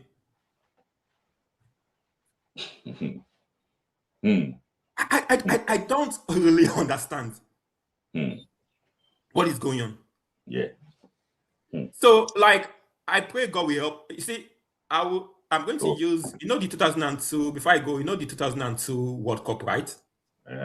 If you remember very well, Brazil struggled to qualify for the World Cup, right? Mm-hmm. Do you remember? Yeah. Two countries struggled to qualify for the 2002 World Cup. The first was Brazil. Brazil came, I think, fourth in the South America qualifiers. Yes. And they got to the World Cup. The second country that struggled to qualify was Germany. Remember, England defeated Germany, like, was it 5-1 in Munich? Yeah. Remember that 5-1. Yeah. I remember that game very well. People insulted Brazil. People insulted Germany. People made fun of Germany and Brazil. Which teams played in the final of the 2002 World Cup? Germany and Brazil. I'll leave it as that. All right. A world is enough for the wise. I won't talk more than that for now. Yeah. Thank you. People really enjoyed you. The comments were positive. Thank you, Aida, for always giving us the word of wisdom. Thank you. Very, very, I really enjoyed the conversation. It's like it should continue for hours, because I was just listening and learning from him directly. So, anything you want to add to that before? I have Buki, I have IoT, and Charles. Let me just I don't want to talk. I don't want the playoff. I will talk about it maybe at the end. Let me start from Nigerian League. I think it's problem of consistency. Yeah, Ramo Star is the only club that's have a good pattern, and if I can be able to meet the owner of Remo Star, I will tell him not to trust that coach. Have they sacked him? No, I don't think. See, I don't understand, Seth. I know that Makaiba is probably the guy there now, but he have to sack him. Yeah, he have to be sacked because I can't invest so many and I give it to you and not. And hold on a sec. I think there's something going on that I don't know. Anytime this guy will come on social media, my boss, we hated the man, my boss. So I learned so much from. When you just greet somebody. The man trusted him, but he felt the man. I can't invest much, and you are the coach. You are not making any impact, even outside. In fact, you're supposed to be the bedrock of Nigeria so far. You are not making any impact. Yeah, that is the whole thing. Now, to the director, to the Shooting Stars Club. I am doing 21 days fasting for him to fail. Yes. I'm doing 21 days fasting for him to. How is that this thing will reach out to him for him to fail? Shooting Star goes, I think, fourth. They were fourth in 23/2024 season. And the 2024 to 2025, they were seventh, eighth. Now they were seventh. They are now seventh. And they are going to play Abia Warrior. If they have an outstanding match, if Abia Warrior win, they are going home. And I believe that Abia Warrior will win them. They may even go back to 10. And at the end of the season, they go to 12. They reach 12 position. Please, the owner or the people who are in charge of Shooting Star, you have to sack him. He don't deserve to be a director. Because if you are using a one finger on somebody, the three fingers are pointing at you. You came in and you use Eric Chill as a case study to show you that he himself does not like Eric Chill. And I think he's a journalist, right? He's a journalist, yes. And let's be honest, the coach of Morocco needs to be sacked. Oh, yes, he needs to be sacked. I want you all to understand me very well. He needs to be sacked because you have everything at your beck and call. You have everything. Definitely, the AFCON that you played is nonsense. Morocco, we are struggling from the group stage. I can say against Tanzania. Nigeria, they were struggling. Tanzania, they were struggling. Mali, they were struggling. The only Cameroon is the game that they did better a little bit. And why am I saying this is because of what? Somebody, you can disagree with me. The referees are on your side. Everything is on your side. And you are not doing good. Nigeria is the people that is, in fact, Tanzania and Nigeria, we are the country that exposed Morocco. You have everything. You can't even win Nigeria. You played us, you can't score. Now, question you need to ask yourself, carry Eric Chill, put in Morocco, carry a Moroccan coach, put in Nigeria. Let me see whether that guy will survive in Nigeria. He cannot. Nigeria is very difficult to manage. He can't. He will suffer in the hands of the Iguavon technical crew, suffer in the hands of the NFF, hands of content creator. There are so many the players that carry women and come to this, he will suffer in their hands. Sorry. Let me ask the question. Sorry, says Mr. Dorothy man doesn't like Eric. Is Dorothy is not the BBN that went to BB Nigeria? I don't want to go into that place. That's is it not the BB Nigeria? Is Dorothy BB Nigeria? So somebody, yes. So and somebody came and helped you. The only game that we lost, we did not even play the well. We lost is Morocco. I was even thinking without Ndidi is not there. Let's be honest to ourselves, and they managed to win us at the at the penalty shootout, which means that for me he didn't do well. I think he deserves to leave. He tried, yes. Then I finished that one talking about the players. I think Nigerians, we hate ourselves. Yes. We hate ourselves. I don't talk about players' private life. I hate talking about it because they pass through a lot. I hate talking about it. Yes. If any player fall into a victim, we started talking about them, ranting, doing this. Sometimes I remain quiet. It's not easy. And they shout out to our players. Assuming that this Ghana player, what's his name? This from Arsenal to Valencia now that has this problem. What's his name? Partey. Yes. Partey. I think that Partey is a Nigerian. Oh my goodness. They will destroy him. But you see how Ghana is managing to hold everything. Who will destroy him? The journalists, content creators. But you see how Ghana is managing to keep everything. But if a Nigerian player is the one accused of this, I know what will happen. So sometimes it's not everything. The same thing that the former speaker said concerning about our playoff. See, I do know why sometimes I would ask them, is internet paying? Yes. If internet is paying, everybody wants to get view. When the thing was shocked, is my good friend, he's a priest. He called me one night, Humble, Henry, now wow. Facebook don't monetize my page. They don't give me $5. My judge, I said, hey. So when I remember that, I said, oh, if this kind of person, let me come and be bombarded with preaching and this so that they'll be giving me money. What about our content creator? The playoff, where my concern is, if FIFA allow DR Congo to play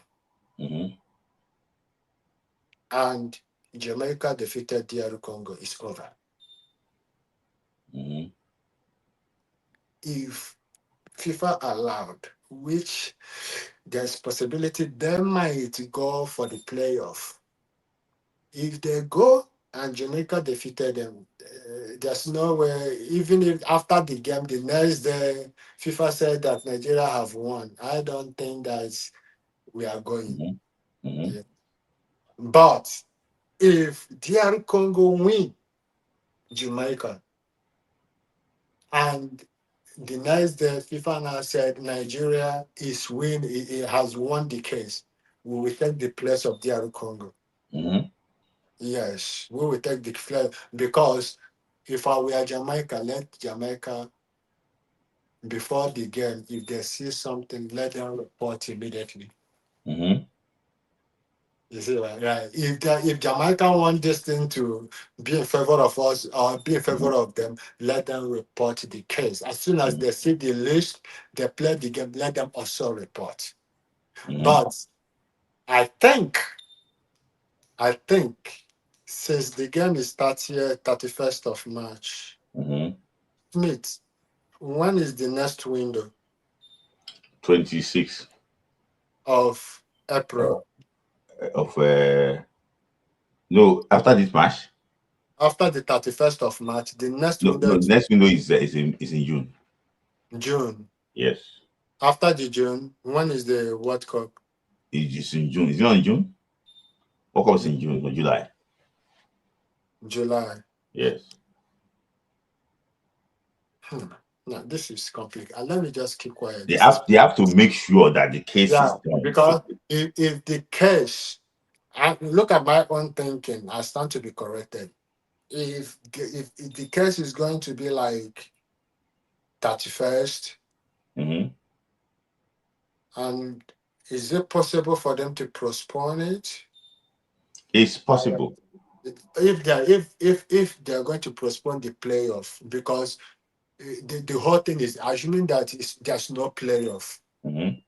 Hey, I don't have a problem, but there is a playoff because the problem is going to might affect the other opponents because now Jamaica knows the case. Jamaica is also preparing. Okay, if they bring this kind of players, we are going to. The best thing is to decide it now. Yes, that's why I said, even if it is next week or the upper week after next week, even if it is 1 week to go, I think they will have to decide. The best thing is to decide it now. Yes, but and another thing you said, coaches having academy. They might have academy, they might not.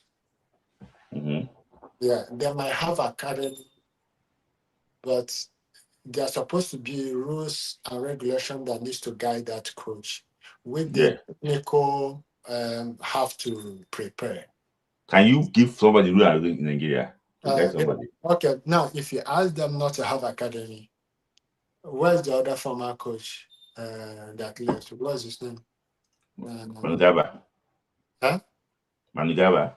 No. The one under 20. He's camping some boys in Kwara State. Yeah, not his coaching at 20. Now he went to organize a private camp. Okay, apart from that guy, there's another. What's his name? And not Zuberu, the other guy that left before. Boso. Boso. Now look at Boso does not have academy. But he did as if he has an academy. No, he's a consultant for academics. Yeah, you see, right? Now, I would prefer if that coach is having academy, I don't have a problem.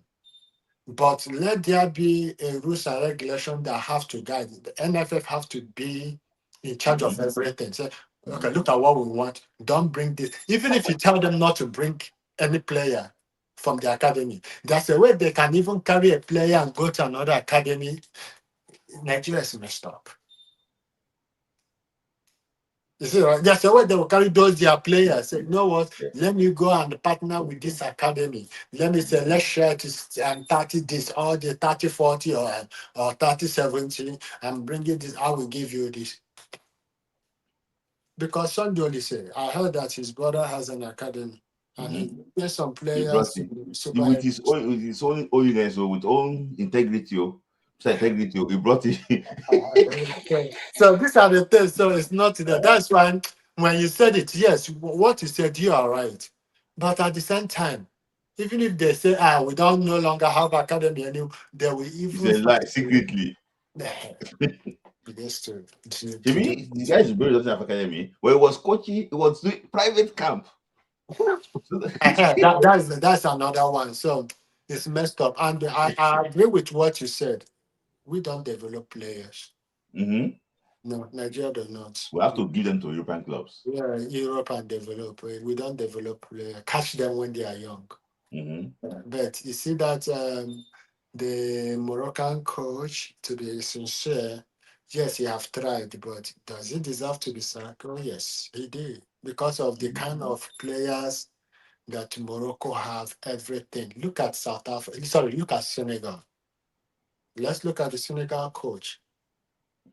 It's not that he is the one that started. The one that started it, he learned from them. You see, everything goes. But this guy under 20, I love that man. I think he's gonna bring new things to the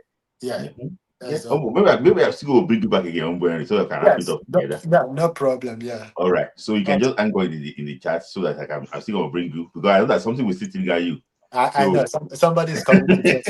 So Sports Grinder, let me hear from you. Yeah, man, how you guys doing, man?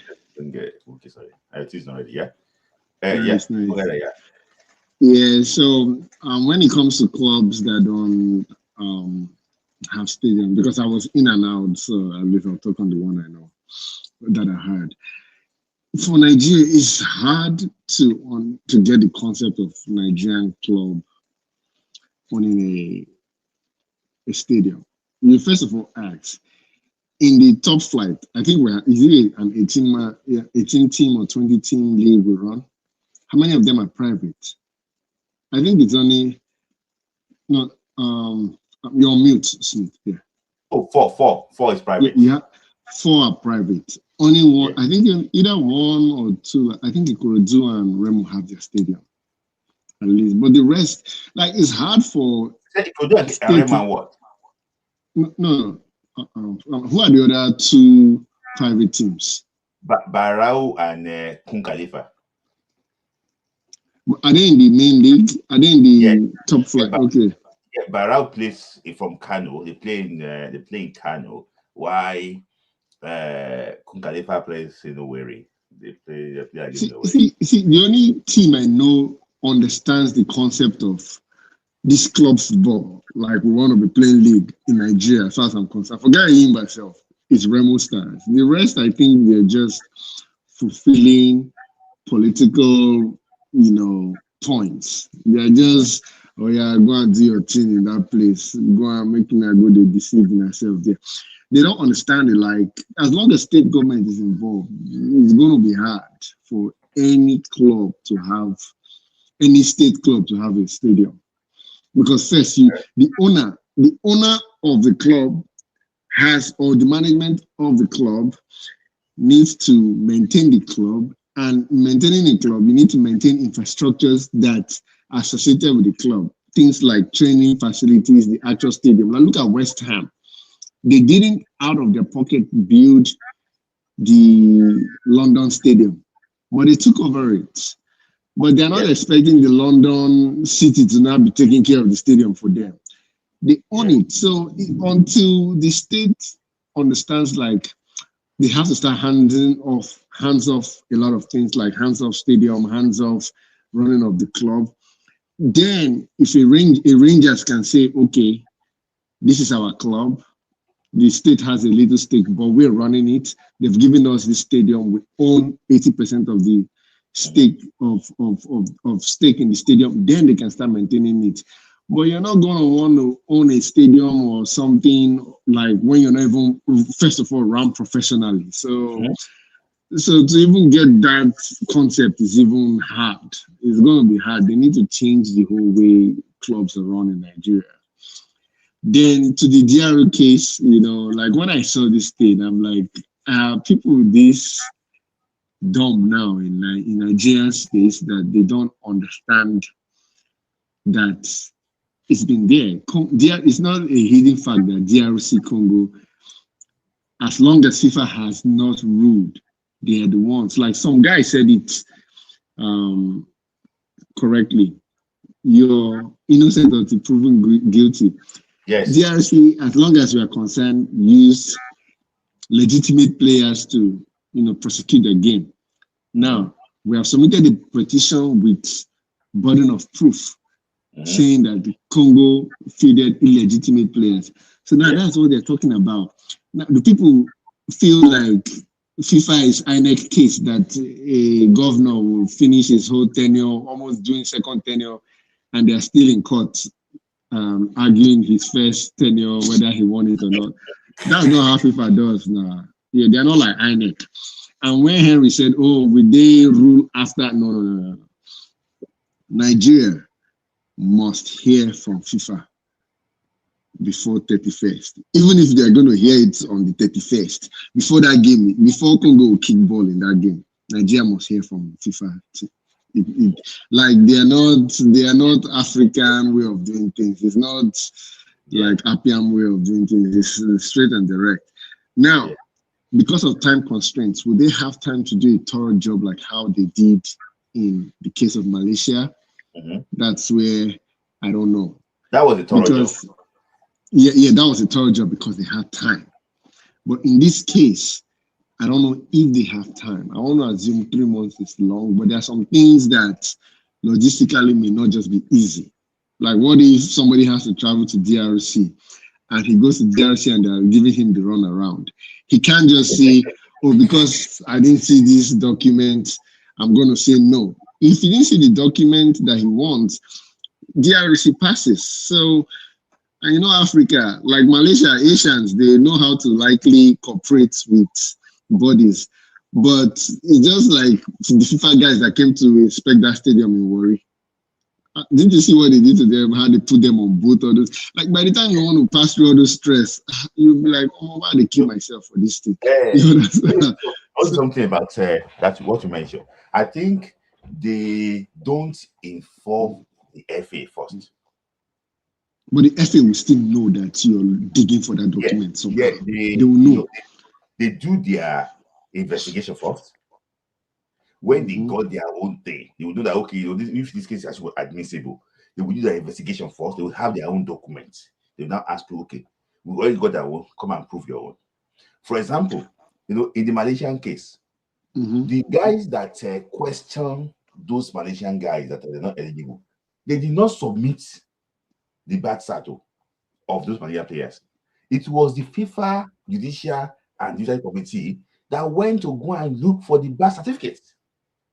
But my thing is, when they are going to look for it, if it's an FA, if it's a country that is on the side of the FA, you have to somehow talk to, even if you're not talking to the people in DRC, you're talking to a consulate of a DRC, in a country. And they can roger that and be like, oh, these guys are asking questions about these passports. How do you want us to address it? How do you want us to answer them? You know, like Africans, we know how to, like, we want to mago our way. Now, it's those things, like, if they give something to FIFA, will FIFA have enough time to say, okay, this is a fake, can we put in more time to get more? Because time is going as we're doing this. I hope they've already started doing this, you know, to get the actual real documentation and not some fabricated thing from the actual source of the people that you are investigating, that like likely getting the same document from them. You know, so if there's a way that time could be on our side and they will be thorough, that's my fear. I hope they don't just be like, you know what, let's just get to a rushed conclusion, as at this time we've not found anything. Because if FIFA, the thing is, if FIFA rules against Nigeria, me personally, I want us to, you see that goalkeeper of Genk, I want us to give him a passport, let him come and play for Nigeria. Like, let's look for players too. Like, let us play Victor Orban. Let us see what will happen. Like, will FIFA rule against us? So, if I'm the one, I would have added it in and be telling FIFA like, hey, let us play Orban. We have this scenario. Eh? Do let us play Orban. We can try Orban if we're next week qualifier and we'll qualify to AFCON, 2 games to spare. Let's play him in 1 game and see what will happen. You know, like one of the dead rubber games and see what will happen. Yeah. The Orban case, I will text you about the Orban case on WhatsApp. Yeah. No, it's kind of different, but people will now start trying things like, hey, you ruled against me. Why can't I try to do something illegal and see? You know, you already set a precedent.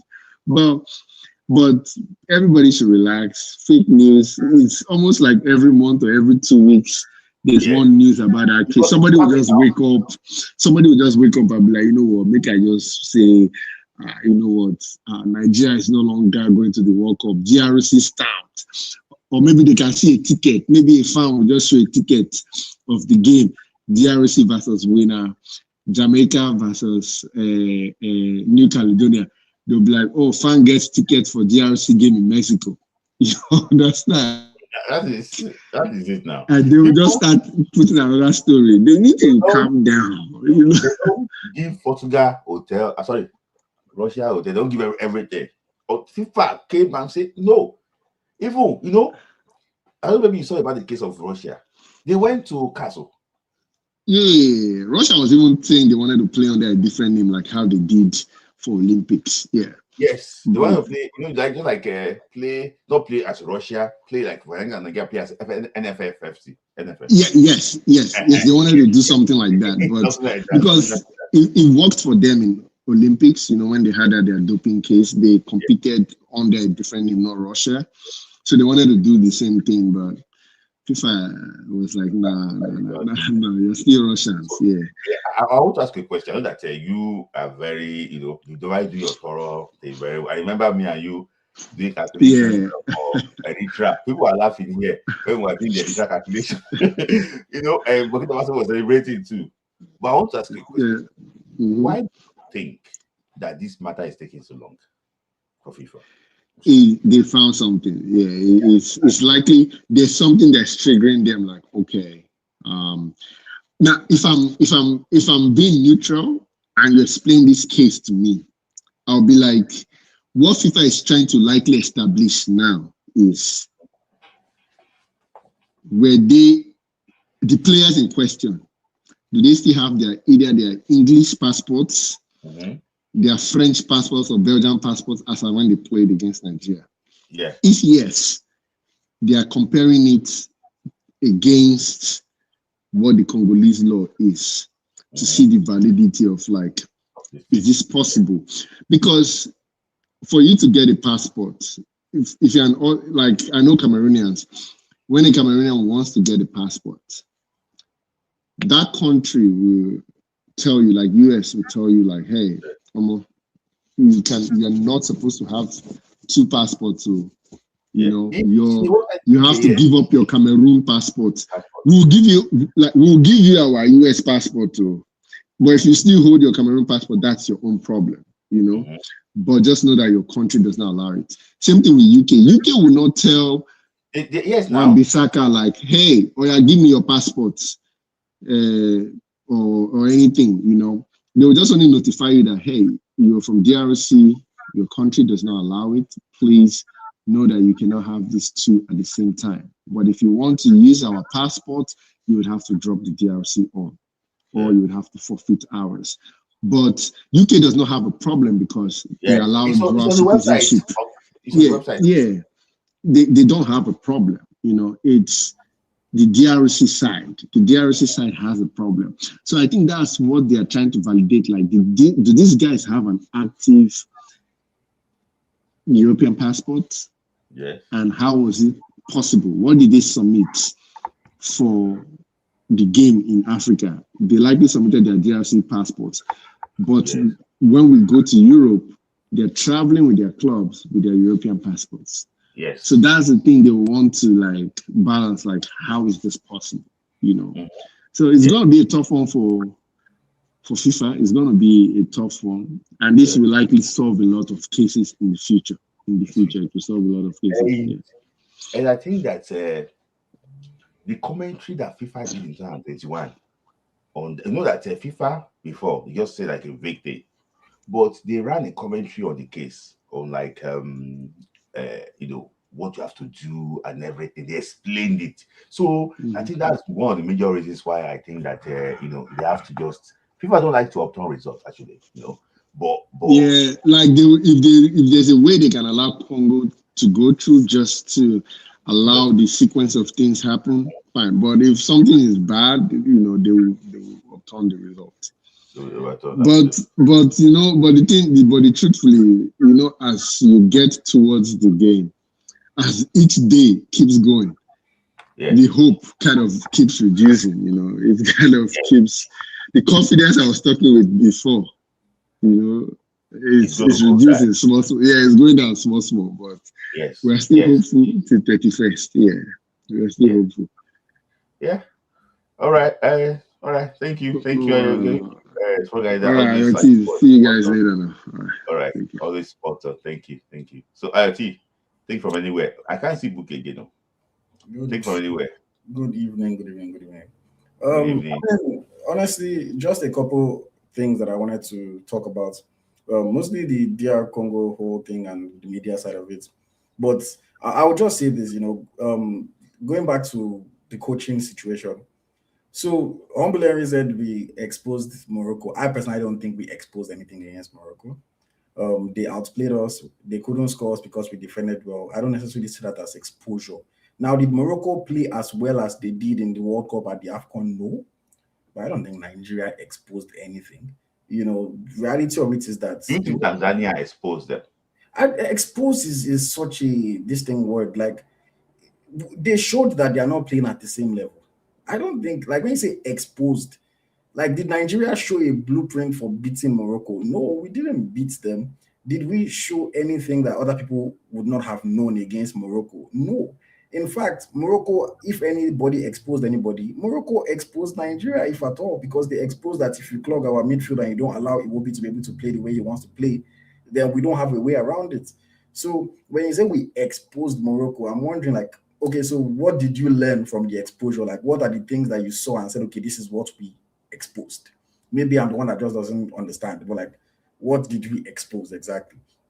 And as far as them letting go of Walid Regragui, it's a tricky situation because if a Nigerian comes and says, oh, he deserves to leave, I smile, I say, okay, we and Morocco don't have the same standards. If a coach has done what Regragui has done for Nigeria, people will not say he needs to leave. That's just the reality. Morocco are looking at it a bit differently. Their standards are different. Their goals are different. So that's the reason why they can look and say, okay, we're going to let go of a coach like this. Realistically, the guy did what no African team has ever done. Now you might say, okay, performances have declined a little bit. And because their standards are so high, that's the reason why they felt like a change was needed. And a lot of people turned against him after the AFCON, etc. And I can understand it when I look at it from a Moroccan point of view, but from a Nigerian point of view to say, oh yeah, it was time for a change. You're like, huh? Like, guy, see, again, when Humbler was speaking, he made the false equivalence of if you take Regragui to Nigeria and you take Shell to Morocco. I don't really appreciate when people make comparisons like that because we would never know.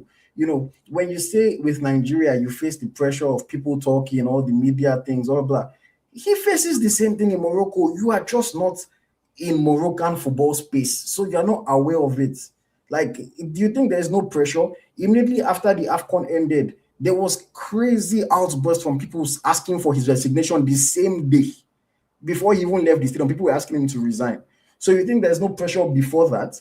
You're just not in the Moroccan space. So you don't know how much pressure actually comes. And believe me, I personally, just from experience, like if I give you $1,000 to do a project, and if I give you $1 million to do a project, which one comes with more pressure? It's the one that they gave you $1 million. So to whom much is given, much is expected. So to assume that Regragui is not under a lot of pressure in Morocco because their system is better, I think that's a false equivalence. And as far as the people that are now using that to compare to Eric Shell, I saw the tweet made by Ogala saying, "Oh, we downgraded from silver to golden bronze and we're celebrating." Look, again, that's another false equivalence. Morocco and Nigeria are not the same. We don't have the same goals. We don't have the same ambition.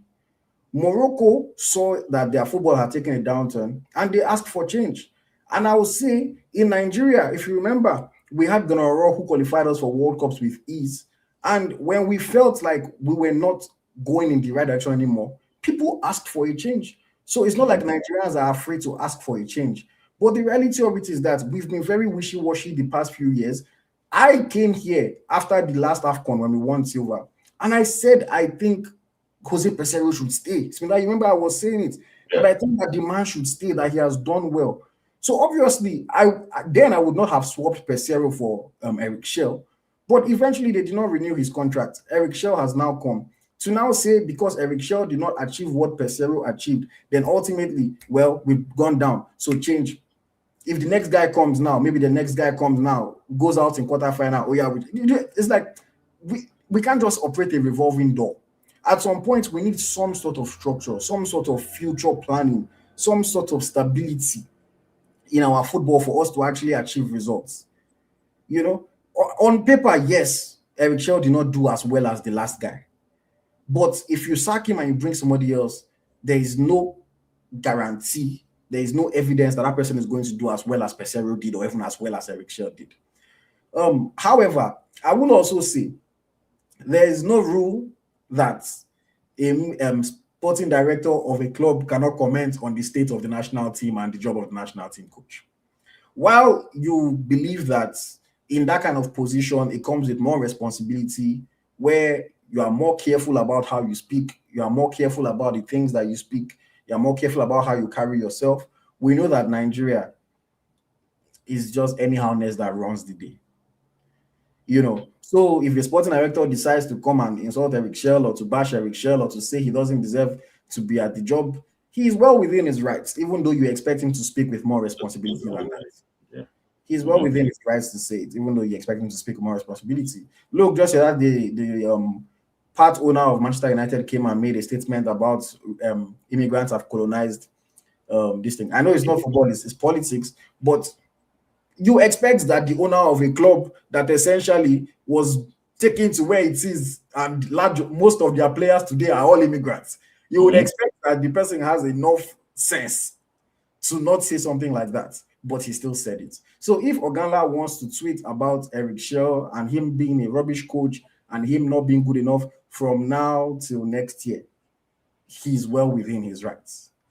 Ikorodu City will not sack him. If they sack him, it does. No, it's 3SC now, not Ikorodu City. Sorry, 3SC. Sorry, not Ikorodu. It's the other guy that is Ikorodu City. 3SC. See, if they hired him with the way he was already, they already accept, because he has been like this before they hired him. So they knew what they were getting. It's like you come and hire me today now to do something for your company, then you expect me to not be honest with my opinions anymore. You knew who I was before you brought me in. So they will allow him to do what he wants to do. I'm not trying to defend him, whether or not you agree with what he said. I'm just saying, like, at the end of the day, there is nothing that stops him from giving his opinion. He's not in the NFF, so he can say what he wants to say when he wants to say it. Even though we are well aware that a lot of his opinions are because of personal agendas and personal, missions and things that he wants. We understand that. I also want to say, shout out to you, shout out to people like Sports Grinder, people like Damola, you guys that are still very passionate and hopeful about our possibility of qualifying for the World Cup. Shout out to you guys. So this guy, Temitope, has been saying that I'm negative about the situation. And I think people misunderstand me sometimes, because I'm not negative about the situation. I've just removed my mind from it. You know, they say it's the hope that kills. If you do not believe that something will happen, and the thing happens, the only emotion that you can feel in that moment is joy. But if you are hoping that something is going to happen, when it does not happen, that's when the sadness comes in. Do you get what I'm saying? So if Nigeria tomorrow, they announce, oh, Nigeria is going to go and play Jamaica, New Caledonia, you think I will come here and say, oh, FIFA, why did you give it to us? Oh, you're not supposed to. Do you know that? Like, I will come here and I'll be happy and I'll rejoice. But for now, for my own mental health, for my own safety, for my emotional stability, I don't come out my mind and say, oh, we don't already jar. Yeah. If they come put us back, I will celebrate and I'll be happy. Yeah. You know. And you guys were also talking about like the media and the false reportage. Sorry, Bookie is like your internet is not good though. I don't know what's happening. But IoT, just continue. So I was saying, you guys are also talking about like the media, you know, the false stories, fake news, etc., all those things. Look, again, this just comes to Nigeria and our lack of standards, our lack of structure, our lack of rules. In any proper country that has proper systems in place, if you come out and you publish false stories, not like they will arrest you, but you lose all reputation, you lose all credibility, you lose your relevance. But in Nigeria, that's not the case. A lot of the time, people just rush and want to be the first to post certain things. You know, I've had different people that work with me in Eagles Tracker, and at times they will send me a story and say, boss, look, these people, like maybe Gun Football has published this, Humble Henry has published this, come, we should post about it as well. And then I will ask them, okay, so where is the official report? Where is the evidence that this thing actually happened? And they're like, oh, they don't know. Even the story we discussed, remember? We had to look at it. Yes. But for them, all they saw is that, oh, Humble has posted it, Spinlay has posted it. So they are thinking, let us not be the ones that are late to post it. So they are reaching out to me. And there have been times like this in the past so that's the secret of avoiding fake news. You look for. You have to look. You don't post fake news. That's the thing. And sometimes in your search for looking for evidence of things, it might just take you longer. And there's nothing wrong in taking longer if at least you know that when people come, what they see, what they hear from you is the truth and is the real thing that is going on. There is nothing if you have to take a little bit extra time. You know, like the biggest football journalist today, most popular, at least let me use that word, most popular, is Fabrizio Romano. If Fabrizio Romano just came out and the moment he just heard any rumor about any player transfer, he just came and posted it, then all of a sudden you realize that half of the things that he's telling us, they are not happening. Can he be as relevant as he is today? No. But the reality of it is that he has maybe, I would say, give him like a 95% accuracy because it's not everything that is accurate. And that's because if he hears a story, he will work his contact this person. How far I heard this? Do you have anything to tell me about this? How far I heard this? Do you have anything to say about it? Before he comes and says something. And it's the same thing that I try to do at my own small level with my own small network and the people that I have. When I hear certain things, it's like even at times, maybe privately or even on our shows, you ask me, oh, do I know anything about this? And I'll say, no, I've not heard anything. I've not spoken to anybody. Or I'll say, oh, I'll reach out to some players and I'll ask them. And then I'll, hear what they say about it. Just because for me, I just look at it that if you have a platform, if you have an audience, you have a duty to just verify before you publish. And like I said, in a sane world, when somebody publishes 1, 2, 3, 4, 5 things that end up being false, that person loses all credibility. That person loses all their platform. Nobody takes you seriously anymore in a sane world. But in Nigeria, where there are no consequences, there are no repercussions. One guy carried the whole Nigerian football Twitter on cruise about the day that the DR Congo case will be this thing. Elon Musk probably made like $100 from all his posts. Just constantly posting and teasing without giving any information, just posting false dates, false everything. Yeah, I heard this from this person. My source said this, my source said that. So like, can I not just come out tomorrow and say my source told me. Who is my source? I cannot reveal my source. But I can come and say, oh, my source told me this, my source told me that. He was just posting, carry everything. The day the guy said the thing will happen, the thing did not happen. He find another way to turn it around. Oh, it's like something else. My source is not picking my call anymore. And that is a conjury or something. And at the end of the day, that guy will come next week and he will post another story and people will believe him again. You know, the issue, I don't know. Exciting days ahead, yes. See, he will come next week, he'll post another story and people will believe him again. In a proper industry, that guy does not have any credibility to come out and be giving any exclusive information again. It's by the time everybody has said something, he can now even say his own, and people will even when he says his own, people will still go and verify because he has proven himself to not be credible.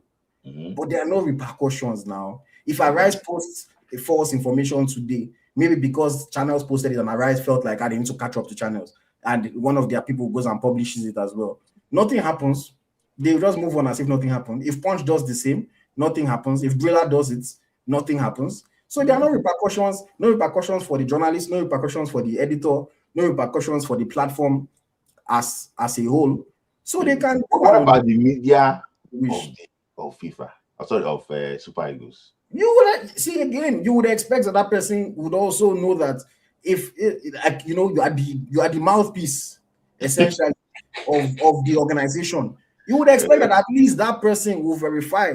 It's like if you have an employee and they're asking about something about your company to the employee, you would hope that the employee will say, okay, let me first confirm with my boss before I say this thing. But again, there are no repercussions. Nothing is going to happen to him. We've seen his Oga, the director of communications. Him too has done things that in a sane world should make him be removed from his position. Yes. Were there any repercussions? So is it now him that wants to come and punish somebody for the same thing? The person's own was never as bad as his own. So is he the one that will now come and punish somebody? So there are no consequences for actions. Anybody can do what they like. And that's the issue with the media. There's just no standard.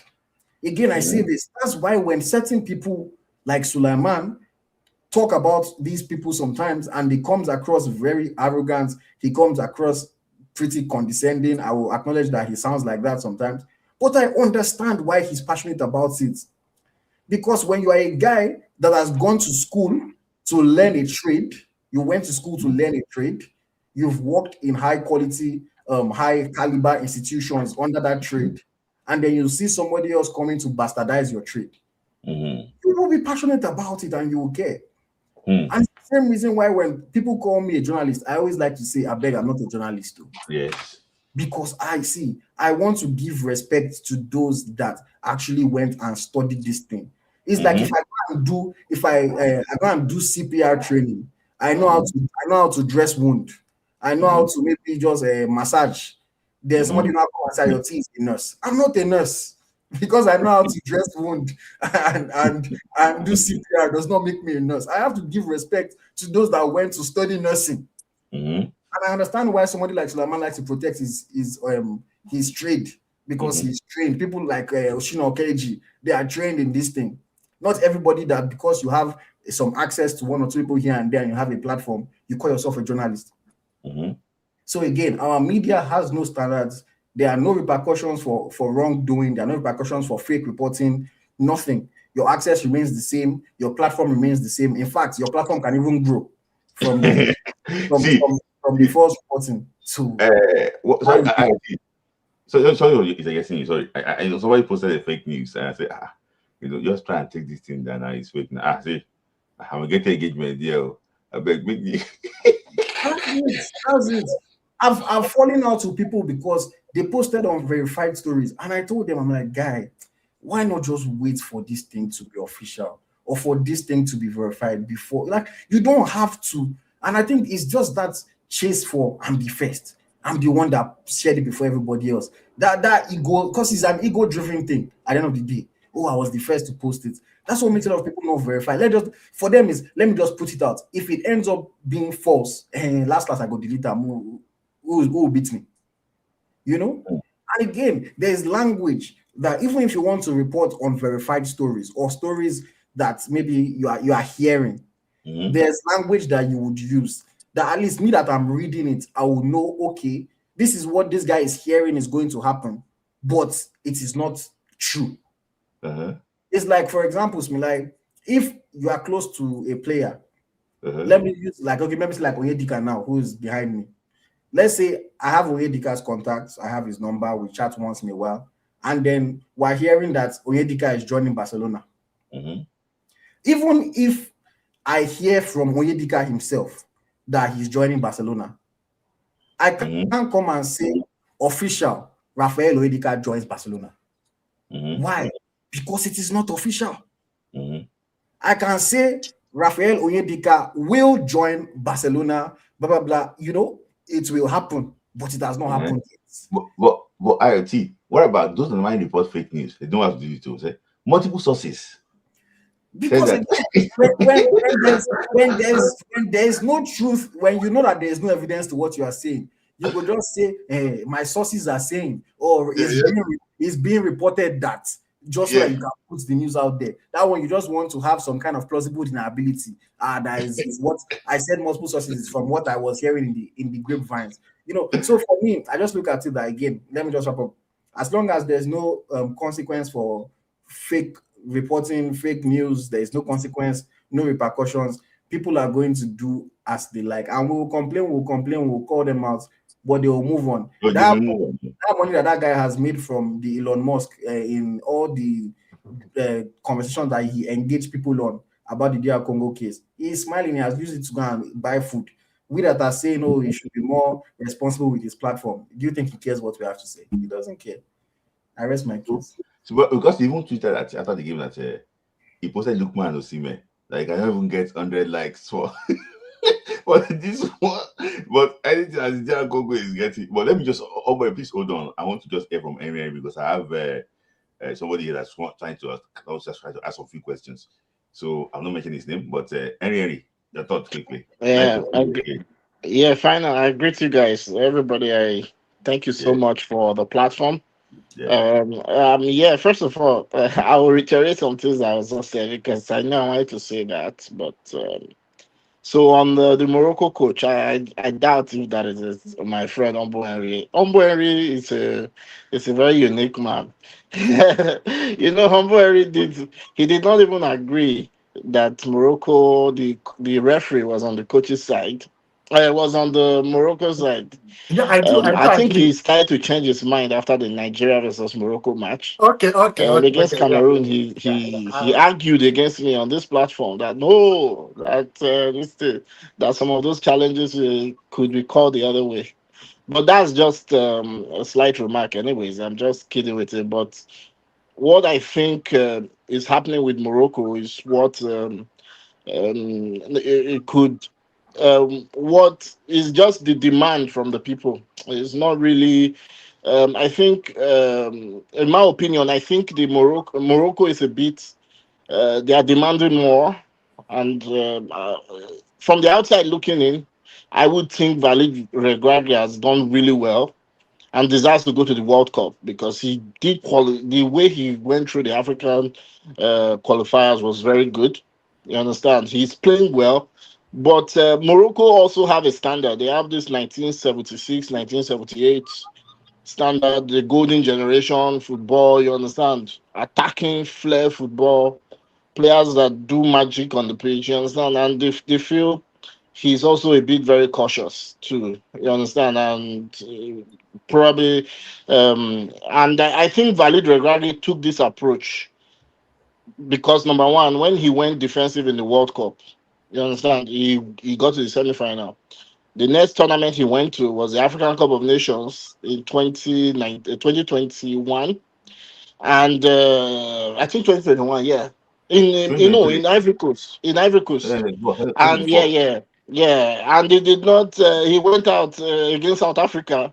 Remember, you understand? I think they were a bit careless. They thought it was Africa. You understand? We're just coming from the World Cup, and South Africa humbled them, right? And that's football. But I think if I was the FA, I would have kept Regragui, but they They can do otherwise. I feel Morocco did expose the Super Eagles a little bit. That there were some things that also need fixing. You understand? Morocco was a very good team, despite everything that was happening outside of the pitch. You understand? So, but another thing I also predicted is that I feel the under 20 team of Morocco would benefit more from this system that Morocco is trying to invest in. I feel that team would benefit more from it. And if they are going that way, probably they're also seeing the future, and probably they want to incorporate a little bit more youth in the system. You see, there are a lot of young blood coming through the Moroccan system. A lot of diaspora players that wants to play for Morocco, and I think those players are really quality if you compare them with their mates around Africa. Which other African team can possess another 20 team that went to win the World Cup at that youth level? You understand? So I think there's a lot of promise there. And I think that team will really do very well. I think we should watch out for that under 20 team. You understand? So, but as for now, I think Morocco are at their level. I think the best they can get with this crop of players. You remember these Roman size. These are Roman size. The highest is Hakimi. These are very good players on a very good day, but they did not come up like the under 20 players. You understand? They were not deliberate. They just happened. You understand? And maybe they are also looking out for the future. But that being said, I also want to comment on the Nigerian league. The Nigerian league is an embarrassment sometimes. You understand? They don't have pitches. They don't have stadiums. There is nothing to say. You understand? But one thing I think is happening is that everybody is waiting for every other person to make a move. It's like if you ask the administrators, they are waiting for money. There's no money. There's no. But we need to make moves somewhere. Is there things that they can do without money? What about the law? I don't know. What about the implementation of some of these things that they are talking about? Like if you listen to the last time I listened to Amaju, they were talking about um, um, that the state government should hand over some of these things. So what are we doing about it? Have we submitted the bill to the House of Assembly to say, okay, this state government should? There's nobody making any move. It's like there's no hope at all. We're just waiting for the president to speak and just drop money on it, which might never happen. It will never happen. There's no, because there is the budget is everybody is competing for the budget. Or every industry is competing for the budget. It's not going to just happen like that. I don't know if you understand. So I think I don't know what should happen, but I think we need to take a different approach at the state level. You understand? Some of the approach that they might take, uh, they might not understand it too, because you understand. First of all, once you start changing ownership structure of some of these clubs, so some state might even not to be happy. You understand? But it needs to happen. You understand? I think Germany did it. Bayern Munich is one of those clubs that benefited from that, right? So ownership needs to change. It cannot be at the government level anymore. But that's the big answer. That's the big thing that we're looking to. But what are other things that can be done at any other level? That's what I would expect the administrators to do. You understand? What is the thing they can do? You understand? There was a time when they did when they were doing the Super Four under the LMC under the the LFC chairman in 2011. They managed to they were trying to make some movements, even though the system wasn't made for it. Remember, that's when Oshoala was playing the Super Four. I don't know if you remember when they played in Lagos. There were some movements there, right? They were trying to make moves, but now it's like everybody has given up. They just want to let the system die. You understand? It's like just go abroad if you be player. Find a way, just find a way abroad. That's the only way you can develop. And that's that for that. Another thing I was going to comment on, I think I don't know if it's too late on the women's on the WFCON. You understand? The WFCON moving is an embarrassment. 2 weeks to the competition is embarrassing, but that's CAF for you. CAF had ineligible players play. in competitions. Players are under suspicion. They don't even know. So you see, so that's the problem with CAF. So that's the standard in Africa. That's why we don't understand rules, we don't understand laws and the rest. But another thing was on the local coaches with Justin Madugu. I wanted to quickly comment on that to say some of the players invited. It's like this is the problem we always have with local coaches. You understand? Why people would always downgrade local coaches because every time they are there, it's like someone is telling them what to do. I'm sure he knows the right thing to do, but it's like everybody will tell you what to do. It's like you're being directed, you're being, which is not supposed to be. You understand? So I don't need to mention names, but Justin Madugu needs to do better. He needs to handle that team much more better. You understand? He needs to show that he's in charge of that team. I was very happy that he gave Comfort Irabor her debut, a good goalkeeper.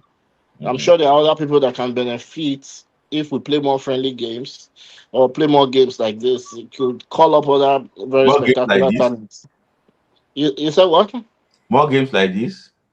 No, not this Yeah. standard, but you understand what I mean. But I know. yeah, at least it's something. They got to play each other. They were looking forward to the WFCON, but it didn't happen. They got to play each other, which is good. You need more. You need the girls to play more. And I want to see the Super Falcons play more because they are the most successful team. They are a very good team. But the problem is our system doesn't help them. You understand? It pulls them down because they are also waiting for money. Everybody is waiting for the federal government. I don't know. Everybody's just budget is one way in Nigeria. You understand? Yes. It's coming from one way. We're all waiting for it. So it's very difficult for them to play more friendly games. But we need them to play more so that we can assess the quality, you understand, so that you can see what's happening there. You can also call up more of these players that we are hearing about. It pains me that we couldn't snap up that Edna Imani girl, but it happens.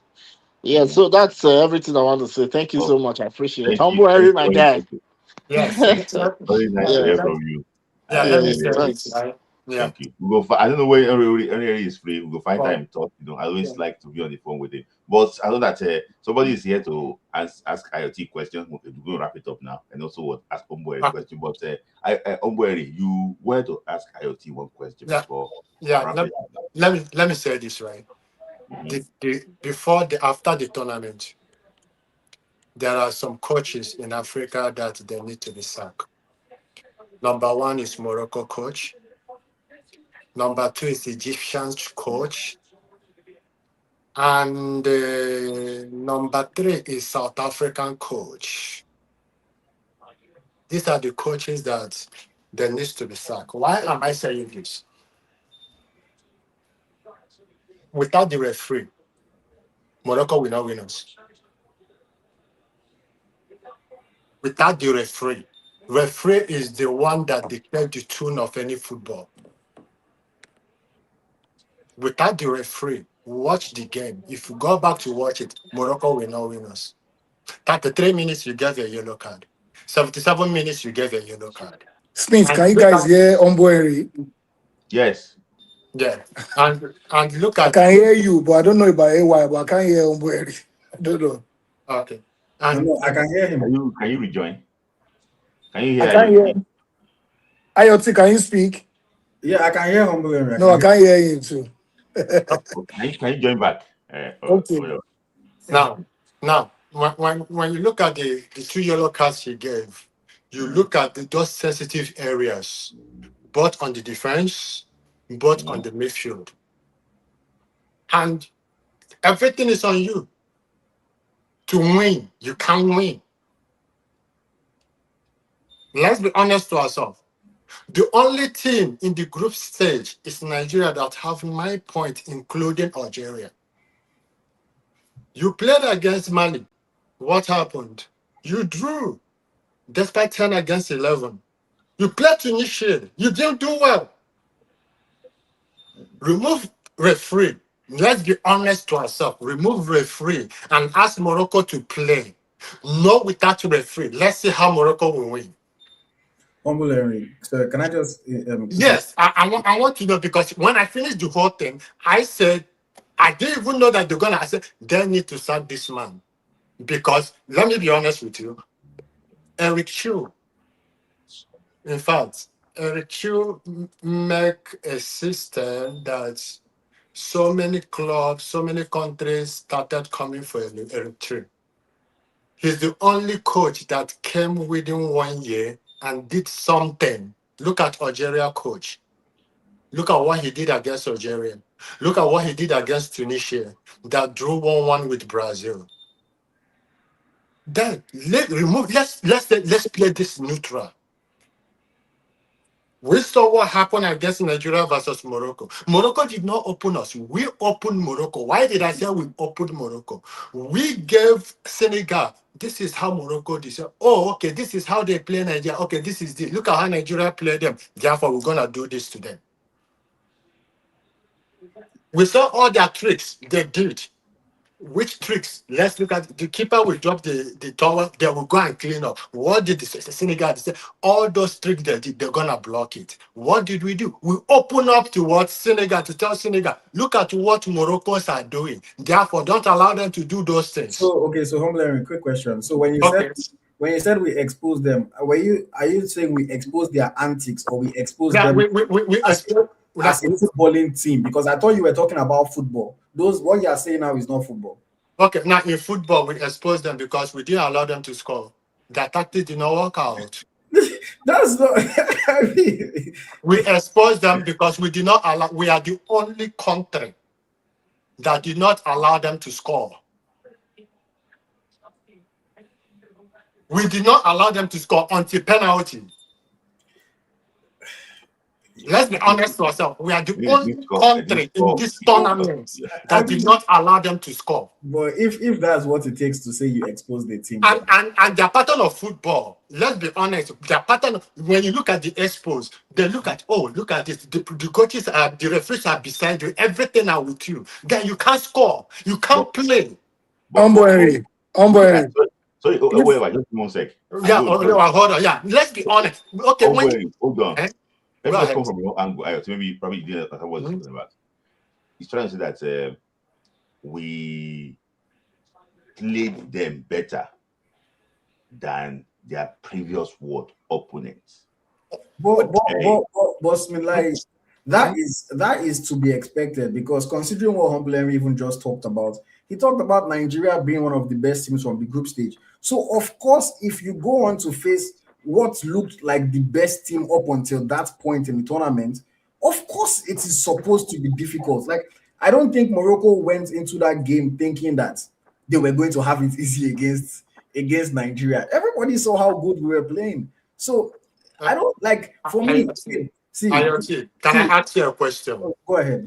Do you believe in this team that will go this far? Let's be honest. Like, what did I say before the tournament started? You expected semi-final finish. I said I didn't say we'll go out. I said minimum semi-final. So there is nothing that I like. Why wouldn't I expect? Like I said, minimum semi-final. There are some players. What is it? Are you being hopeful then than being realistic? No, I wasn't. It wasn't. It's like that. My semi-final expectation was not hope. It was an expectation. The reality of it is that regardless of like, I wasn't considering form. Regardless of how good or bad Nigeria might have been playing before the AFCON, we are still a team that is stacked with some of the best talent, and we're still a team that goes into a tournament like that expecting to go far. Like the way that tournament, look at our path to the semi-finals before we went out. There is no team that would have knocked us out before Morocco that would have been acceptable. The only one that we are supposed to beat Algeria. No, IoT. No, IoT. Okay, so let me ask. There's no need for us to scream. No, IoT. Go back and watch that. Watch their previous goal. It's not about. It's to see a Humble Henry. What I'm saying is that if Nigeria, before that game, Nigeria were favorites, odds-on favorites, with the bookies, with this thing to beat Algeria. The reality of it is, I like sometimes see this is why I find some of these questions that we have crazy. People that were arguing with me that Nigeria will beat England are the same people that will argue with me and tell me that Nigeria is not supposed to beat Algeria. See, again, that's not to say that Algeria cannot have the better of Nigeria on a given day. They can, of course, they can.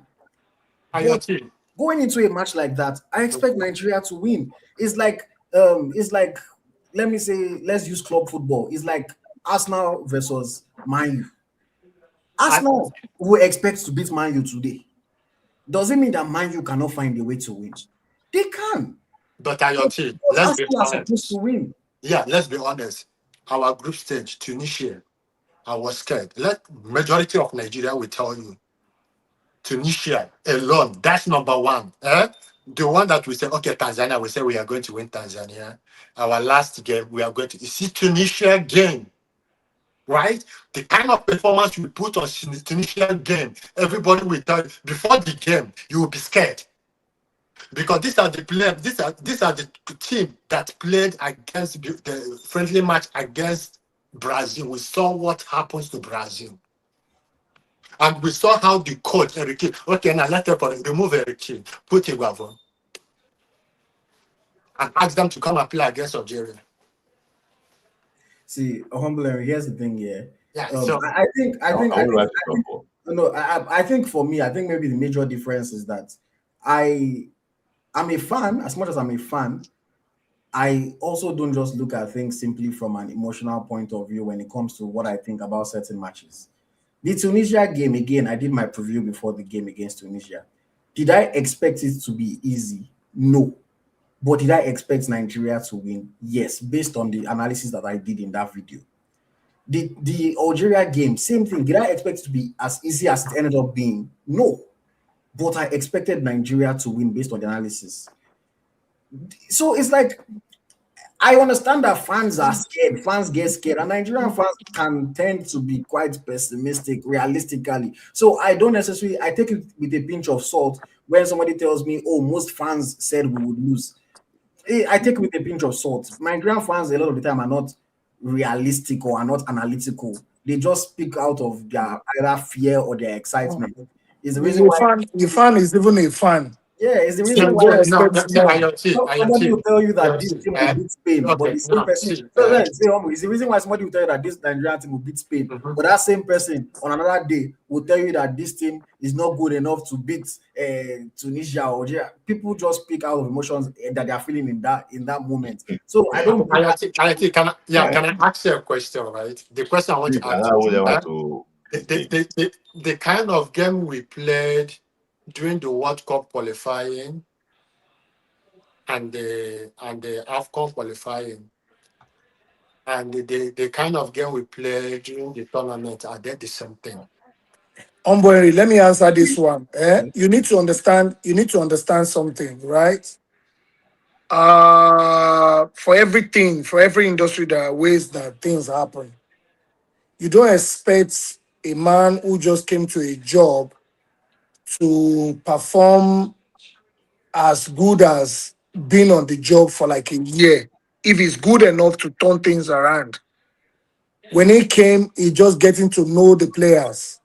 He's still doing subtraction, minus, substitution to just find a balance within the team, to find to create a balance, a chemistry between all of the players. Don't forget that a few of our regulars, at least for that main period, 2 of them were injured, and it's another problem for him coming into the AFCON. So starting from when he took over and the AFCON, it's a big gap.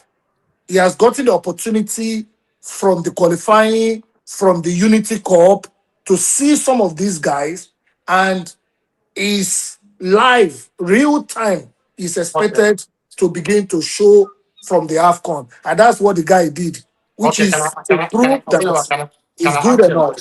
Yeah. The playoff we played, the pattern of football we play at the playoff and the one we played at the tournament, are they the same? They're not the same. That's what I have said it. I've said it. It's trying to find the balance with the available players. And when you are finding the balance, you use this system, change this system. At the end of the day, you will find the one that is most suitable to some of the players that are available to you. There is a way you will play a game when you have Osimhen. There's a way you will play a game when you have Akko, because both of them are not the same. You have to find a way out to make life very comfortable for each player on the pitch. I can't. I'm trying to understand you because both Akons and the Osimhen played the same position. They played at the playoff, and they played the same they played Humble Larry, sorry, just in the quick answer. qualifying. See, Humble Larry, the quick answer to your question is yes. It's the same pattern that they played. Even the head coach himself, Eric Shell, said it. It is the same game project. The thing that had changed is that the players have had more time in training together. They've had more time to work with the coach, and they understand what the coach wants them to do better. That was just a consequence of more time had passed, more chemistry had been built, so everything was being done better. And of course, we consider the external factors like good pitches, and all those external factors. But for the most part, it's the same way that he wanted them to play. He said this himself. I 1 minute. Smith, I think you have to block this, Brian. Please block that guy. Why are you telling us that it's 3 hours past? So block that guy. Continue. No, so that's just it. I think the coach said it himself that it's the same game project, it's the same ideas. They just executed it a lot better. It wasn't as if he came and tweaked. It's the same diamond, everything that we had been seeing. They just did better at it. So let me just say something quickly. So Olewa, you are a titled man in Nigerian sports, sports writers industry. You work, many years of experience, and IoT just lectured us now. People even say that where's the comments that say we need to pay consultancy fee, but it's not a consultant. A consultant is a kind doing consultancy. Say we have to pay IoT for lecturing us the importance of being truthful when reporting news. You know that you don't only work for newspaper, you have worked for your news from NANS. Is it NANS they call them? Now they take your stuff to post it because of the type of work you do. I know that you might probably in a different location now, but are you embarrassed with the level of journalism in the country now, or you are proud of what your colleagues are doing? Well, first of all, I just want some of you who comment on some of these, my colleagues, to take a seat, take water, and relax about all of this. Let me use football as an example. You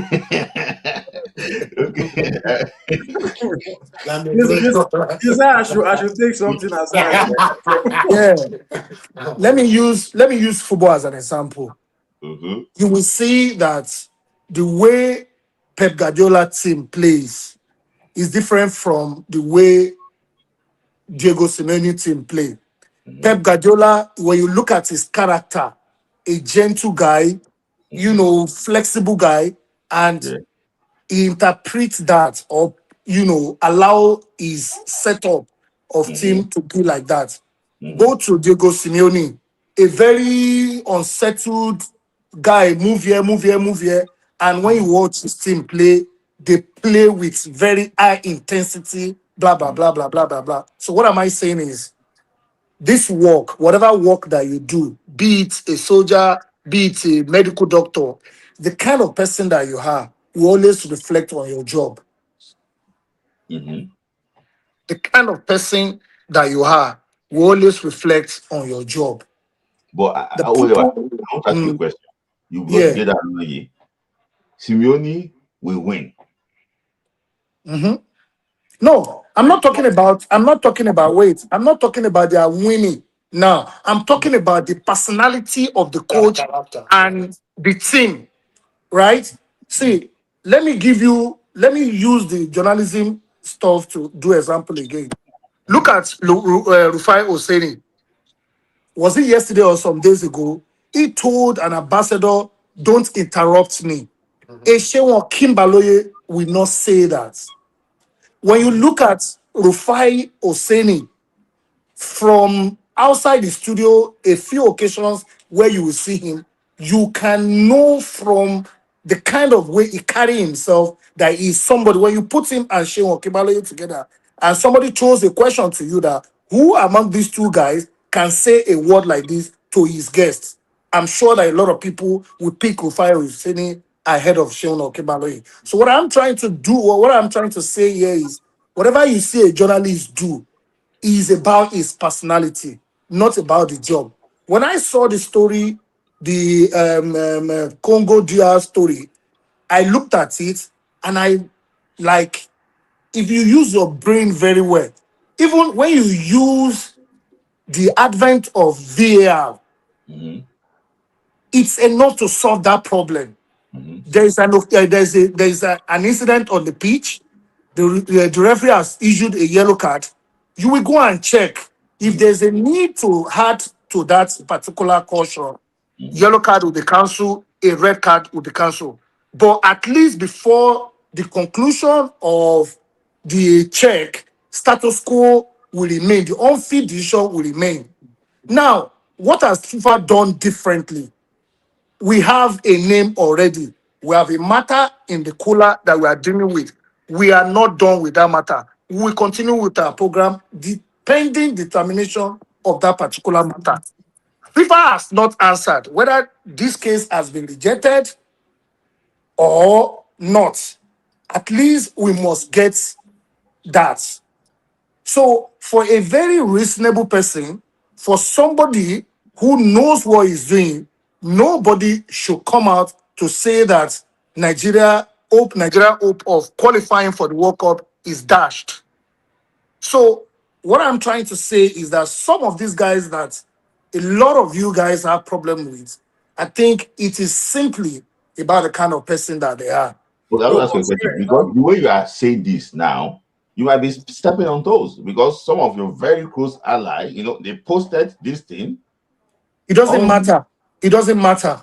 No, but I'm sorry. I have a question that I want to ask, because you're talking about personalities, and I understand that your personality will come across in how you do certain things. If I'm an angry guy, you'll see me on my shows. I'll be shouting at people and I'll be getting angry. If I'm a calm guy, you'll see me calm. I get the parallel that you drew with Rufai Oseni versus Sheon Okebaloye. One person speaks with more decorum, the other person is very challenging and wants to. He almost treats you. Not even that person is a guest. You would think that maybe they're the co-host on the show, the way he's talking to his guest. So I get that. But what the disconnect that I have with what you said is, I don't see how that necessarily correlates when it comes to people just reporting false information or reporting things that have not happened. I use that because the person has this bad character, that we should ignore it or that we should understand it. Because for me, I think that in any profession, there are ethics of that profession. Because a doctor is a very angry doctor does not mean that he can see somebody that requires treatment and say, no, I beg, I'm not just going to treat this guy, or I'm going to give him the wrong dosage of medicine. You can't say because of the personality of that doctor, he should not do the job that the way he's supposed to be done. Or let's talk about maybe a policeman. You cannot say because he's a very angry person, then when you see somebody, just pie the person and say, well, he's angry. No, there are ways that it is supposed to be done. So I look at it with journalism. You can, if you like, be the most IoT. I just look at it that with journalism is the same thing. Regardless of your personality, there is a way that the institution has demanded that the job be done. So why can't they do the job like that? And furthermore, I'll add this to you. Those that are not following the ethics of the profession and doing it professionally, that still parade themselves as journalists, why do the others in the profession not call them out? Why do the organizations like the SWAN, Sports Writers Association, and all the institutions, why don't they query these people? Because for me, I feel like some people, you're supposed to collect their card from them and say, until you can show us that you've become professional, you don't deserve to call yourself an official sports writer. You know, so that's my very, question. very point. Okay, IoT, you cited an example of anger. Anger is just one thing in the character of a person. The same doctor that you cited an example can at maybe at 6 o'clock that he's supposed to go and attend to a patient, he might not attend at that 6 o'clock. That the most perfect time to save that person or to attend that person to reduce the pain that is going through should be around 6 o'clock. But he's attending to that person at 6:20 or 6:25 because maybe he's slow because it's like a dancing card kind of way. So when you look at the profession, if you are somebody with decorum, if you are somebody that listen and receive a training and want to maintain it to 100%, you don't need anybody to call you. If you check some of these guys outside the journalism that we are talking about, you will find almost the same thing that they are doing in that profession outside that profession within their life circle. Okay, let me say something. Right? You're not quite answering. So you're not quite answering my question. Yes. What I'm trying to understand. I want to say this, right, so that everybody will understand this. Hold on one sec, hold on one sec. I think let me maybe this one will work with you and Owolewa. You mentioned about example of a doctor. I think the best way to use it is this: if you are meant to give somebody one injection, you gotta give a fake injection. See, because of your character, you went to go and give that person fake injection. What if the person did not check everything that he needed to check to certify? I'm coming now to certify that injection is either fake or not fake. But Olewa, to your point, I'm coming now. But a doctor with decorum will ensure that he checks all of these things before he administers that particular injection. To respond to that, exactly in the comment section, then before you know it, that doctor is getting a lawsuit. That doctor is losing his job. It's like a doctor that forgets scissors inside somebody's stomach. It's only you can say a more somebody with more decorum would have taken his time to go through all the steps to make sure. But that one that did not go through all the steps, what happens to him is that he's going to face the penalty. Of course. I don't have any problem with that. Let me just say, but that's what I'm saying. Why is it that the people that do this as professional journalists that have the sports writers card that do this, they don't face any penalty? That's just what I'm saying. They don't face any penalty. Nobody says anything to them. And then if there's a young 15-year-old boy now that is thinking of going into sports journalism and he sees the way people are carrying themselves, what stops him from coming to do the same if he knows that that's what's going to give him the engagement, that's what's going to make his tweets fly, make him popular, and make him money from Elon Musk? IoT. Your example still comes back to what I'm saying from the beginning. I'm sorry to use myself as an example. If you know people in Ilorin today, you can ask about this thing. I want to tell you. The man they sent to me many years ago, I think that should be around 2012 or 2011. I was called to come and be the assistant secretary of the association in that state. And I categorically told them, they sent somebody to me, that person is alive today. That I told the person, if it's this caliber of people that are the leadership of this association, I'm not interested and I'm not ready to join. If you know the person they called Aloy Chukwemeka, please take this thing to him that I lied something on a live. Because he personally called me to his office to say that they don't fight from outside, but you fight within. When you were invited, you should have come in and begin to make those corrections. So anybody who is coming up that sees somebody doing something badly and he also copy that person, I think is just the same, probably the same person as the person that is copying. Let me just finally say this, and then hopefully, I'm sorry, I'll let you Okay. go. Olayinka Olewa, I don't know if you've ever considered this in your life, but you should go into politics because you have a very interesting way of dancing around all these questions. No, it's not about Let me say this, right? It's not about Now, dancing see, around. And doing wait, it. yeah, Umbrella, see, please. let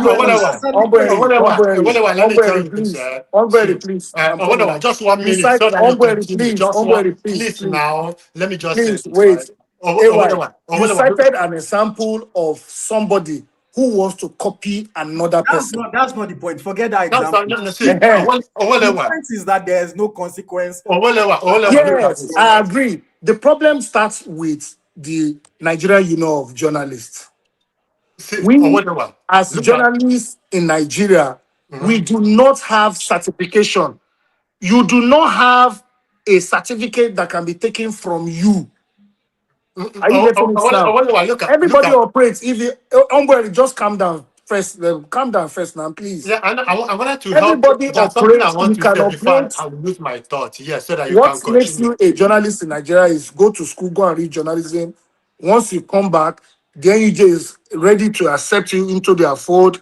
If you have they call it a reputable organization that you are working with, right? Now, you also have to take into consideration that some of these guys that you have complained about today, how many of them work in an organization that you can hold responsible? This argument, I let don't me want tell to you this, mention them. right? There are Because two things. I will There are not. two I things will not involved. struggle. Yes, there are two things involved: Okay. journalism and journalist. You are a journalist. We have like 5 minutes. So You are defending journalism as an institution. I did not expect you to come and be defending a journalist. You have to be defending the journalism. Look at what journalism is all about. What have I done? I'm not, hold on now. Because what I'm hearing you is that you are defending those people.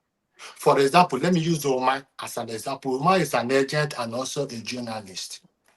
In this situation, what we say? So no. Omar is not a qualified agent.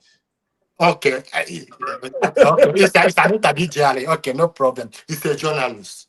When this case comes, what I'm expecting you as a journalist is to defend the institution, not the person who is a journalist. The journalism is so beautiful. This is what we are being required. Any other person saying this is bad. For example, the governor of Benue State, he's a priest. I am defending the priesthood. But what you have said, I will not defend him. I said, no, this is not what the church said. And that is the reason why church did not allow priests to become governors. Because of this kind of things. I will defend the priesthood. But I'm not going to defend the priests who are not doing the right thing. What you have to be doing is to be defending that institution, journalism. You see, or if they are bringing people for you, tell them this is what the journalism is all about. Anything you have seen another person are doing, this is not what the institution required. I rest my case. That is what I'm expecting you to do. Okay, if you do not understand my point, let me correct you here. Okay. What I'm doing, what you are saying is what I'm doing. I only exonerate these people that you are complaining about from the system by saying that they are only doing what is according to their character, But not you're what the not job telling us says. what the journalism is all about. Tell us what it's all about. Guys, Okay, you want me to educate you on Yeah, that? no. There's some people. There's some people here. See, if I see, look at it's not me. We have people watching us. What you will now? This is opportunity. I'm expecting you. This is what sport journalism is all about. This is what we are required to do. This is what we are not allowed to do. What IoT said. You see my point? Yeah, that's the only thing I'm looking at. Like, It's not all about you is exonerating them. Yes. Why is always Well, scratching his head? no, I'm not. No, Smith, you should know me by if I am defending anything or I'm commenting on anything, whatever it is, I say I'm 100% ready to always stand by it. Yeah. And tonight is not going to be different. If you expect me to educate you on what journalism says, is very simple. You don't carry fake news. What you do not know, you don't carry it. If you carry it, you are only doing your own bidding, not the ethics of the journalism. Okay, what That's about just okay, thank you so much. Now, what about those journalists that carry fake news? What do you What's want the us to do? punishment? For example, now, What do you want? what If, punishment people carry fake news? it's not, I am not looking after punishment. What do you want the people here to do? Do you want us to say if any journalist you see, this is something that when you said it, people will say, oh yes, this is a sports journalist talking about it. This is what he said about journalism, and we learn from it. Okay, let me tell you now. I don't know anything about sports journalism. You can teach me. I can learn from you. You can teach the people here. So look Just at tell us what the five sports most journalism important things. requires. you say Don't what? you hear that? Come on. If I hear your mouth, Okay, Ombury, Ombury, you see, Ombury, you see your Ombury, belly. See your belly. Hey, Ombury. What my profession teaches me is to do front and back. Front and back means that you check from both ends before you make a report or before you report anything. If you do otherwise, you are doing your own bidding, not journalism anymore. And that is the basis of my argument from the beginning, which I substitute the bidding here that I'm using now is what I use that it is their character. It is their own thing that they are doing. They are not doing journalism. I'm sure that as far as you have followed me, I'm not sure that you have seen me carry any fake news before. Because anything I know that I have no enough or sophisticated proof to, you will never see me report it. Rather, I will just leave out. What the profession teaches us is that when you are in doubt, you leave out. It's not compulsory for you to report anything. Yeah. Simply, when you are in doubt, you leave out. So, whatever. Are you a sports journalist? Well, that's where I made my name. I'm a journalist, but I made the little name I have today in sports. Okay. So, Hey, sorry, quick. Sorry, I just have one question for Owelewa. Yes or no answer. Please try your hardest not to shalaye. Just yes or no. No, don't say yes or no. I'm just saying yes. No. Sports journalists that consistently, I'm not saying one time, I'm not saying two times, that have a track record of posting information that has not been verified or information that is just outrightly fake. Should they not have the right or the identification to call themselves journalists? Of course. If I have the opportunity today, one of the first thing that I will do in Nigeria today is to regulate the media industry, including the social media. You cannot just come and just put anything out there to tarnish the image of somebody or to put a lot of people in trauma, in depression, just because you think that you have a page or because you have a social media handle. If I have any power today, the first thing I will do is to thank you regulate for the that. media industry. Thank you for that short answer. My own question to you is this. Please, I also want to say 30 seconds answer. No more than 30 seconds. The guy that posted the news, okay, your friend, I mean your colleague, Promise Efoge, is a spokesperson of the Super Eagles, and he went on The TV to spokesperson. say, Okay. Yes. He came on TV to say fake news, and he was with some of your colleagues too. They went to social media, they posted fake news. What should be the punishment for Promise Efoge? Should have been made to leave his job Yes. because it's an authority. Mm-hmm. The father is the media officer for the Super Eagles. That is the highest football body in the country.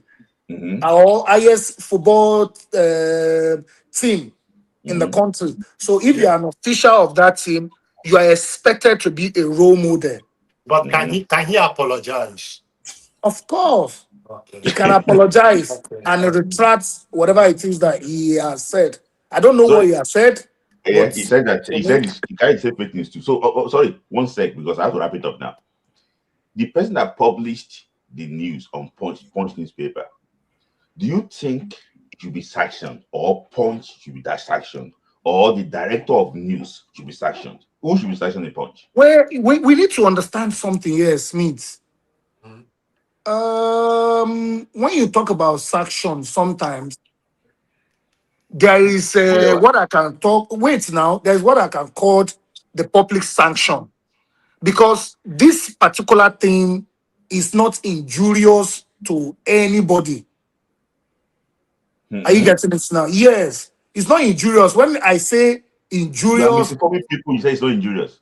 No, it's not injurious. What I mean by injurious is like somebody saying now that reporting that you have another wife somewhere, and your wife get somewhere and decide to leave your house, or I'm coming now, or you cannot measure. I'm coming, Smith, or somebody report that in Ibadan, Hausa people have killed, or no, maybe in Kano, Hausa people have killed the whole of Yoruba there. And because of that, Yoruba people in Lagos and in Ibadan or anywhere, they started, attacking people and bringing people down, buying people up and down. Those things are injurious. All that kind of stuff.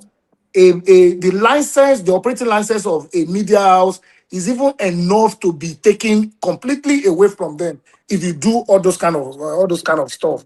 So sometimes some fake news come with some kind of, we don't know this person, they do this nonsense. You just forget him. And again, we have to also be selective in the kind of places that will pick our information.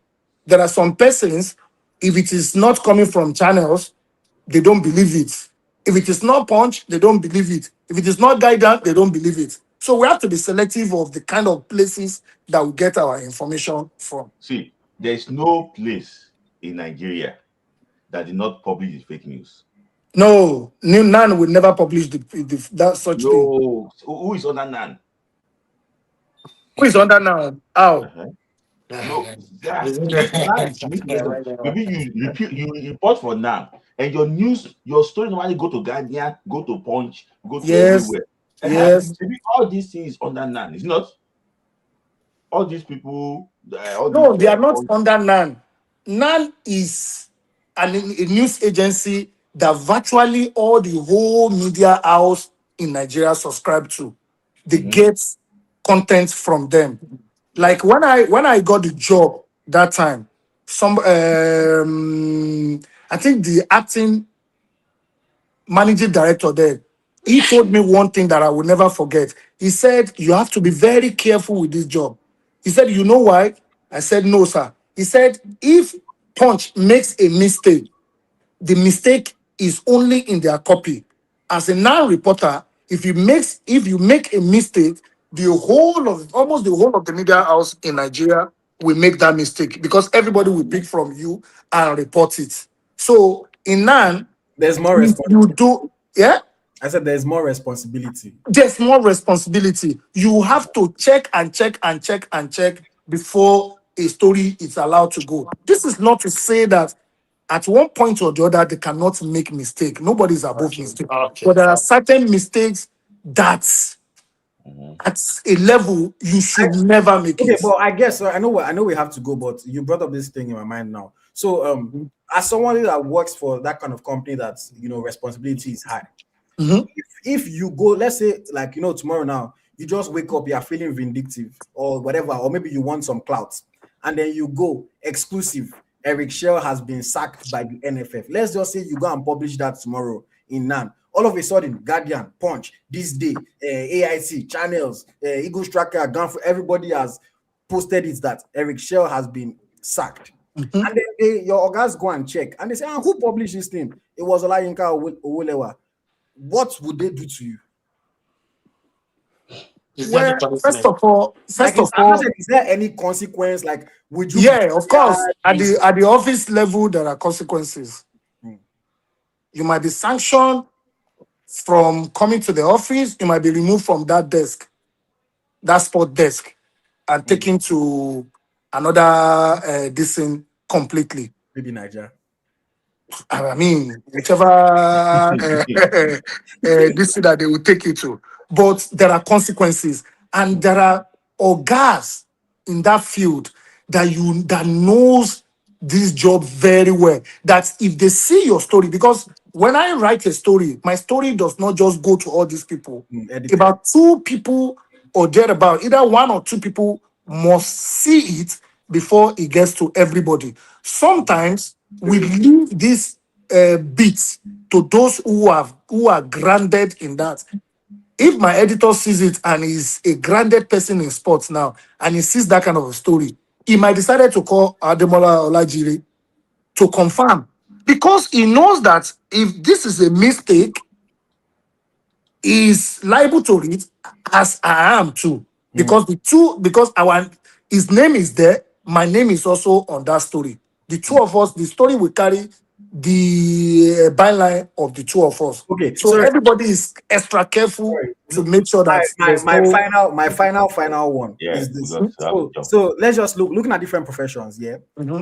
Like if you have a medical license and you go against the ethics of medicine, what's going to happen is that the body that gave you that license will take that license away. If you are a lawyer and you go against the ethics of law, the bar will revoke your law license. If you're a professional engineer and you go against the ethics, the engineering body will take away your license. So there are organizations in Nigeria like SWAN, like NUJ, that give people license to call themselves journalists. Why can't they say this person is going against the ethics of journalism, so we are going to take away their license? Now, it does not stop the person from still going on Twitter and tweet what they want to tweet, but at least they can no longer go to an organization or somewhere and say, I am a professional journalist. Do you know what I'm saying? Why can't they take that license? Well, the biggest problem we have in Nigeria is just what you have just said. There's no regulation. There's no regulation like that. And for me, I have problem with the so-called NUJ presidents that are coming into office. All of them come to office and wait for when election will happen and the presidency will give them money or the governors will give them money and go. If I happen to be, I have said it to my colleagues in the past that I can never be the NUJ president, because one thing that I will tell the whole Nigeria if I contest is that I'm coming to fight fake journalists. So if you know that you are fake, or you people will not allow me to do that, don't vote for me. Okay. We have to ask you what go, but I'm telling that she would ask you so many questions. I want to just ask you a question. Is a yes or no question? Yes. Yes or no. When you pay the courtesy call, the SWAN people, you pay the courtesy call to the to the NFF president or so. Did you get any honorarium? No. Okay. This is public now. This is public. I'm saying it. We do not get a kobo. I'm saying it in the public. If the NFF president is watching, I'm saying it again. No kobo was given. Dollars? No dollar, no euro, no pounds, no naira. No transport fare was given. No transport fare. We transported ourselves. We have a vehicle, and we brought our vehicle. Yes. So the courtesy call was just to go and greet him and go and okay. No, we discussed sport development. We discussed sport development. Okay, sport development. Okay, Yes. thank you. It's been very conversation actually. Thank you all for stopping by IoT. Thank you. It was really, I love that, and also I'm very. Thank you Thank you guys so for much. finding time. I Thank wonder you. now you are coming. See how you differentiate those people. In case Thank if you. anything happen, I will Yeah. tell you when a journalist to say, look at what we need to tell them. So thank you. Okay. All right, thank you guys. Thank you, Omari. Thank you for stopping by. So that very eventful conversation actually. Another Friday night football club. Shout out to you guys for if you block me today, it's me like okay. YMD actually said that I think media houses should be sanctioned for misinformation. So I cover medical news for ABC News. Oh, how are this? Oh, I'd love to ask this question. So part time, the amount of vetting every piece of information goes through is rigorous. That is it. It's rigorous. I also think that too. But say Abayomi, Afolabi said, let me speak. You don't have camera. You don't have anything. So I should let you speak. Abayomi, Afolabi. The camera, I said device not detected. So that's the reason why I didn't bring you on. You need to connect their mic and their camera.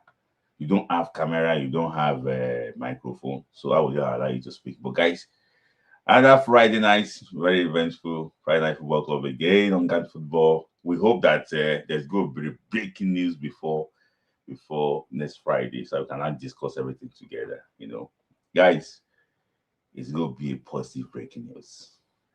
All right, we'll see you in the next one. I mean, your host, like, you didn't tell me that before. Yes, now Afolabi, you can see that you cannot come. Is it? They will need to, at least if you click on this, they will show maybe you are there or not. Afolabi Abayomi. It will show maybe you are there, they'll be able to communicate and see us directly. But if it's showing that there's no camera and everything, there's something wrong with the device, maybe you have to update it or not. But Afolabi Abayomi, oh, okay, now I know. Okay, no problem. Just try and update your device when you want to come, so that it's going very easy. Apologies for that. Victor Coban, I didn't see you today. And maybe you are still there. If you are watching this one replay, apologies. I didn't mean to, just to make you sad, because you're not a commentator and I like the way you always join us. I know that you are there somewhere, but maybe probably you're not happy with what happened on Tuesday, on Monday. But shout out to you, my guy. Shout out to you. We'll see you again next Friday. All right. Thank you. I'm Mayor Smidlai. I will see you in the next one. God bless you. God bless Nigeria. And God bless the continent of Africa. Playoff is coming. Nigeria will be there. Thank you.